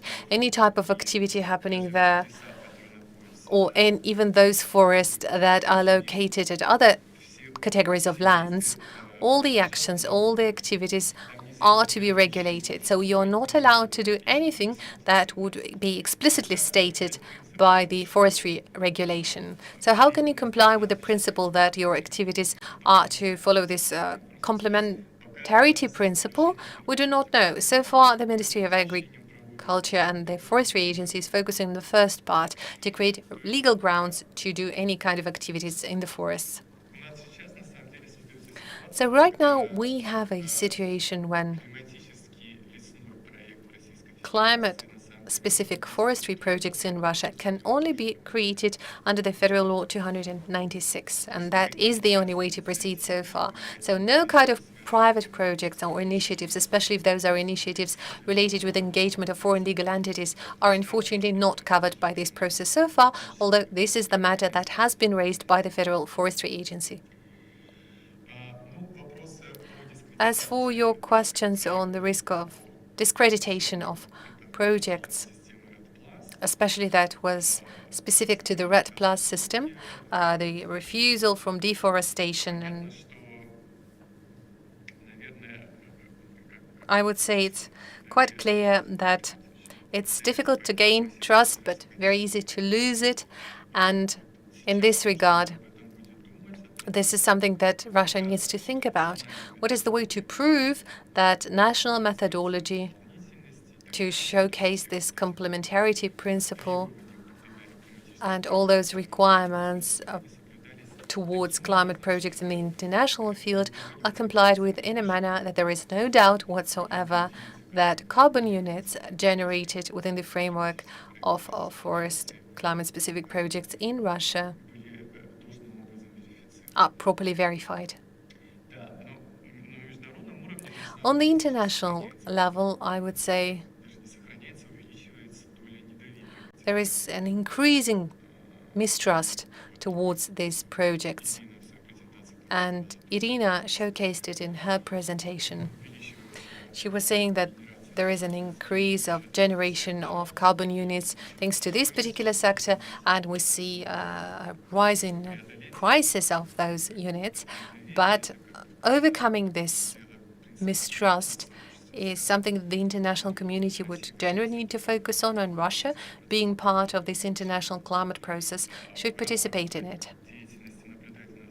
As for activities of the Supervisory Board on Article 6 of the Paris Agreement, there is a plan to develop specific methodologies that are to be adopted at the next meeting of the party conferences, and they should take into account all those factors related to risks of losing those facilities and so on and so forth. Thank you very much indeed. And now we move over to a more applied issue, and this is about customer experience and customer service. Well, a Russian writer, Chekhov, used to say that being brief and concise is a true token of talent. So I would request our next speaker to be concise if possible and customer-centric if possible. So if possible, would you please try to fit into 10 minutes? And I'd like to give the floor to the General Director of Furman Company, Hendrikus van Diemen. The floor is yours. Thank you very much. I will try to switch on the slides. Yeah, oh, back. I'm too... Yes. Thank you very much. Thank you very much, Mr. Romanov. Yes, I go to the topic sustainable customer experience. More and more companies are moving staff around the world. Whole families moving from A to B, the world becoming smaller, but also the impact on the environment is that if you move families from point A to point B, even if it's in Russia or in any other country, but it has an impact on the environment. So, like I said, more and more companies change their mobility program and towards an inclusion of sustainability in the corporate mobility policies. Quality of service, transit times and ecological impact are becoming important decision-making criteria in favor of price-only benefits.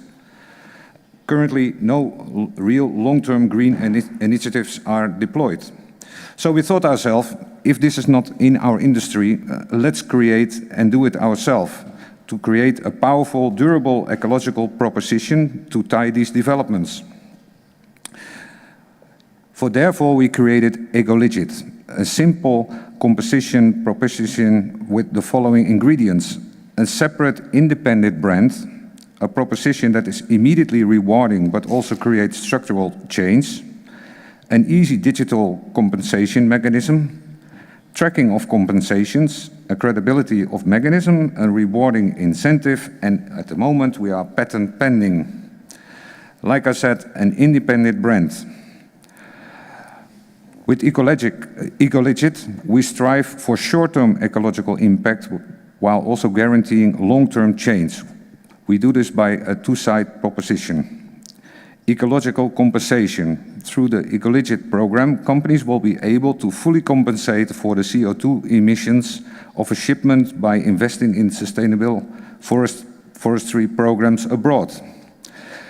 At the same time, suppliers involved in the moving process will receive licenses to the latest move tech solutions to reduce the amount of paperwork traveling necessary during the move process. So it's a two-in-one. I mean, we also try to make the work between companies easier, that we reduce the paper and that kind of things.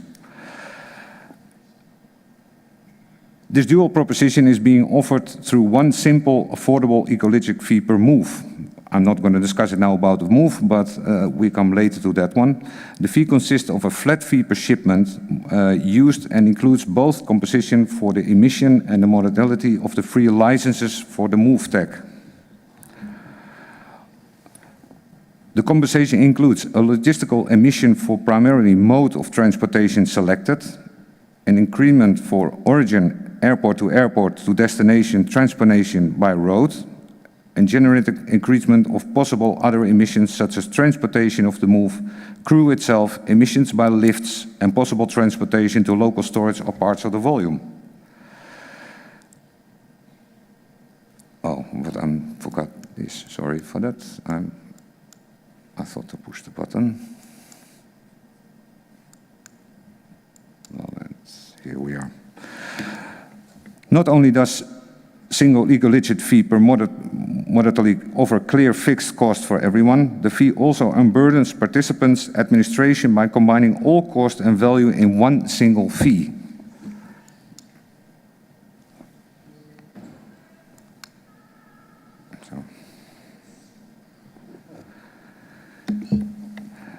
Easily file and track compensations through the Ecolegit portal that facilitates both moving companies and corporate companies that want ecologically compensate for the carbon footprint related to the employees' mobility.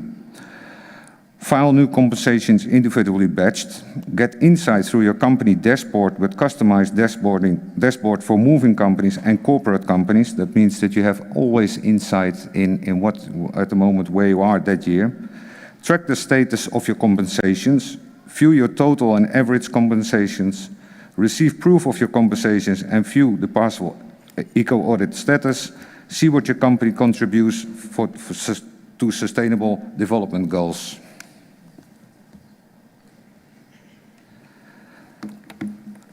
Partners have to have a certification or a validation, recognize them as reliable charity organizations through an independent governmental institute.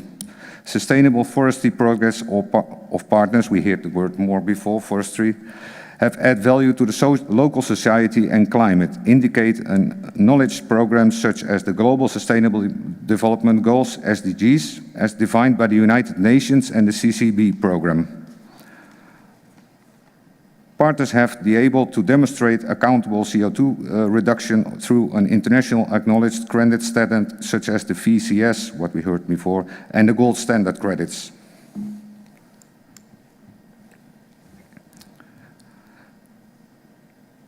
Ecolegit ensures full compensation of the CO2 emissions through acquisitions of carbon credits generated by the local projects that contribute to the reduction of GHG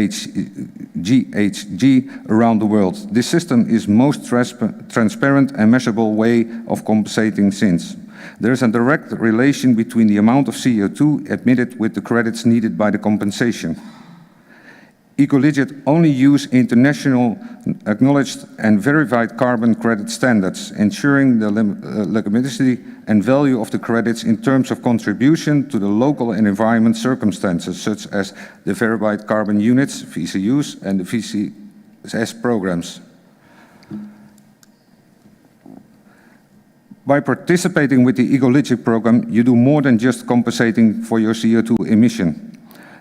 As Ecolegit only donates within projects that are part of the CCB program and contribute to the United Nations Sustainable Development Goals, the same fee also reduces local poverty, for example through fair payments to local workers within these projects, aids in development and preservation of local biodiversity, counter diversification, increase and preserve the amount of different animals and vegetations in the area, counter climate change in general.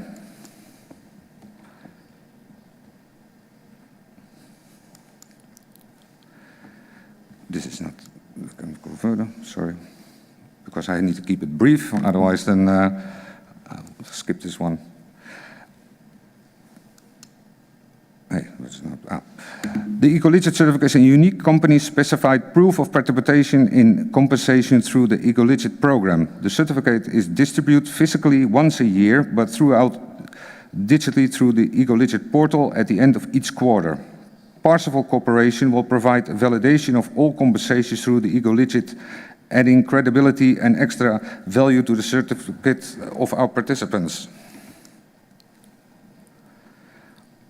The Ecoligit compensation system is based on fertile carbon units, part of the international accepted VCS certification program for CO2 emission compensation. This allows for a transparent audit trail through the Parsifal Eco Audit. A powerful all-in-one proposition. Like I said, the patent is pending. Ecoligit ensures transparent care, hassle-free footprint reduction through the 4 key components of our program. Unique algorithm combining global mobility, emissions, factors and historic data into our emission calculation model, constantly updated through the big data and analyze. Calculator convert an account supplier move input into the validation account CO2 emission footprint. Compensation engine, real-time processing of the actual compensation based on generate emission figure, including the data into an aggregated company-specific statistics and footprint on social performance. Automatic certification, automatically generate reports and certificates based on aggregated audit compensation data. Well, the thing is simple. Support the environment, improve our customer service experience. Any questions? Спасибо, господин Ван Дим. Thank you, Mr. Van Diemen. I think there is much potential to untap in this cooperation, and perhaps it can be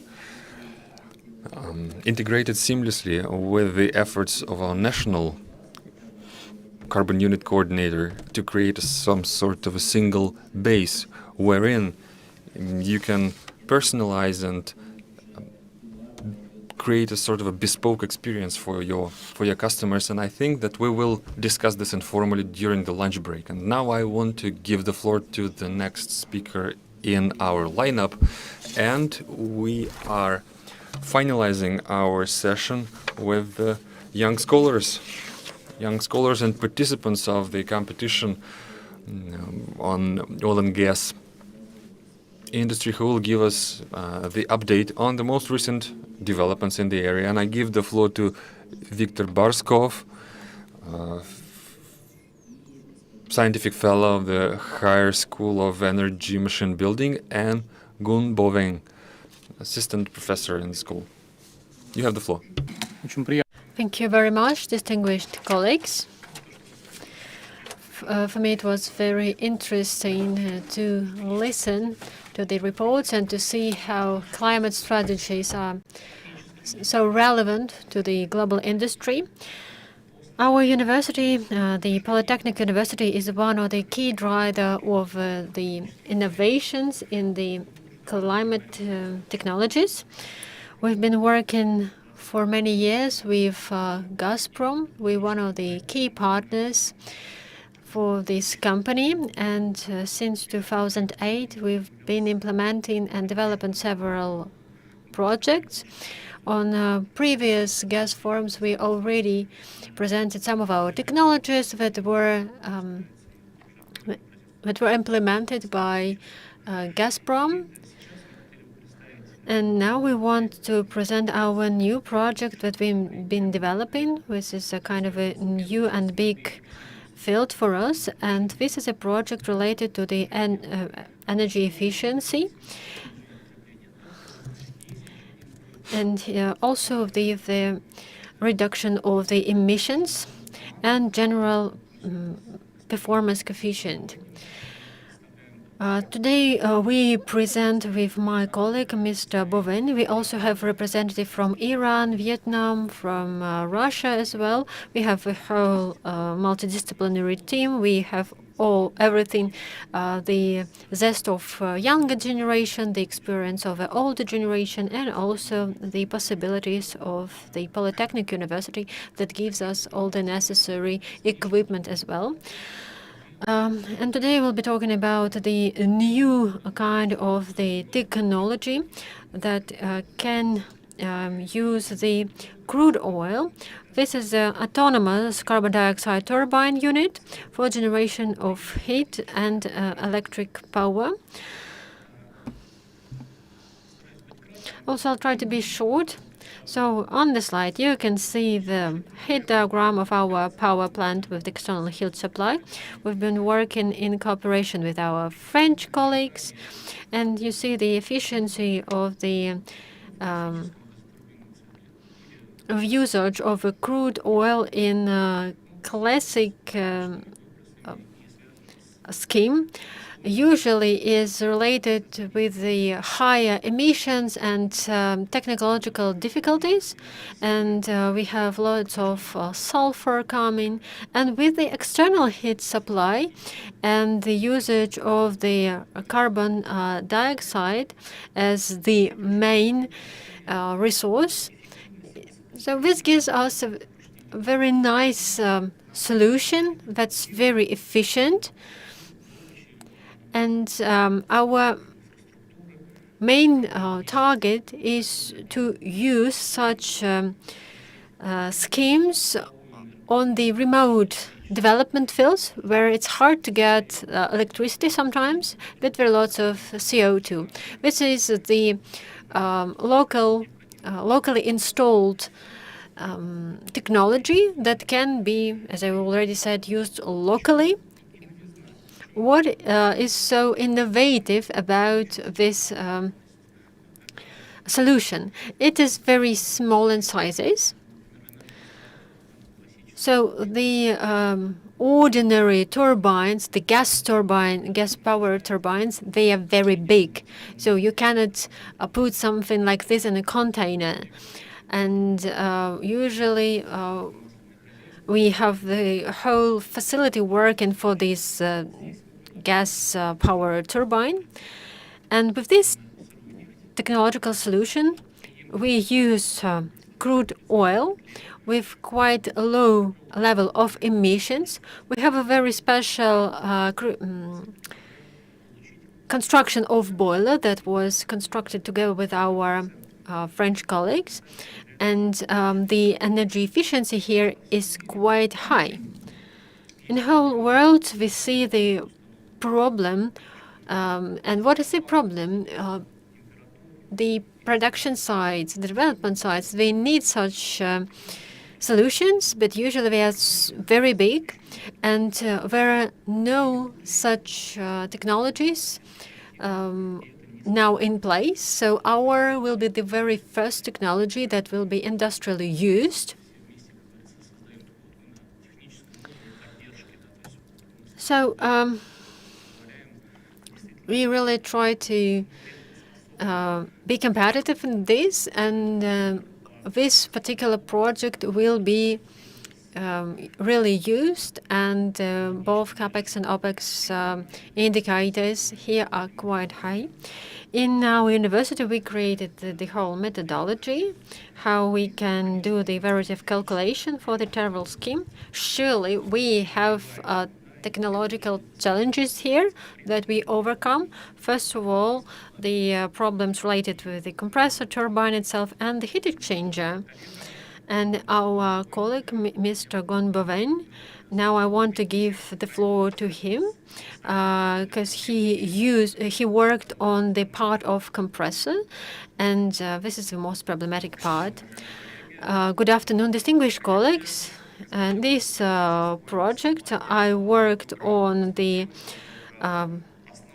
design of the compressor and did the research for the compressor of the low capacities with heat exchanger based on the crude oil. The design of the compressor and the turbine are the main parts of any power units. Here we have very high non-linear changes in carbon dioxide during the compression, and the requirements for the technologies used for such compression are very high. Here we work with the supercritical state of CO2.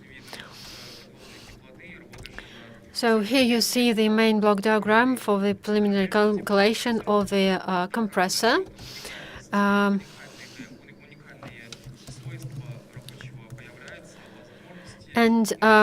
Here, due to the outward flow in turbine, we managed to have a very high coefficient of efficiency.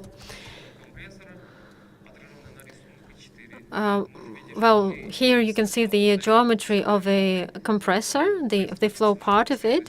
First, we give the necessary values when they do the calculations of the necessary parameters for the flow part.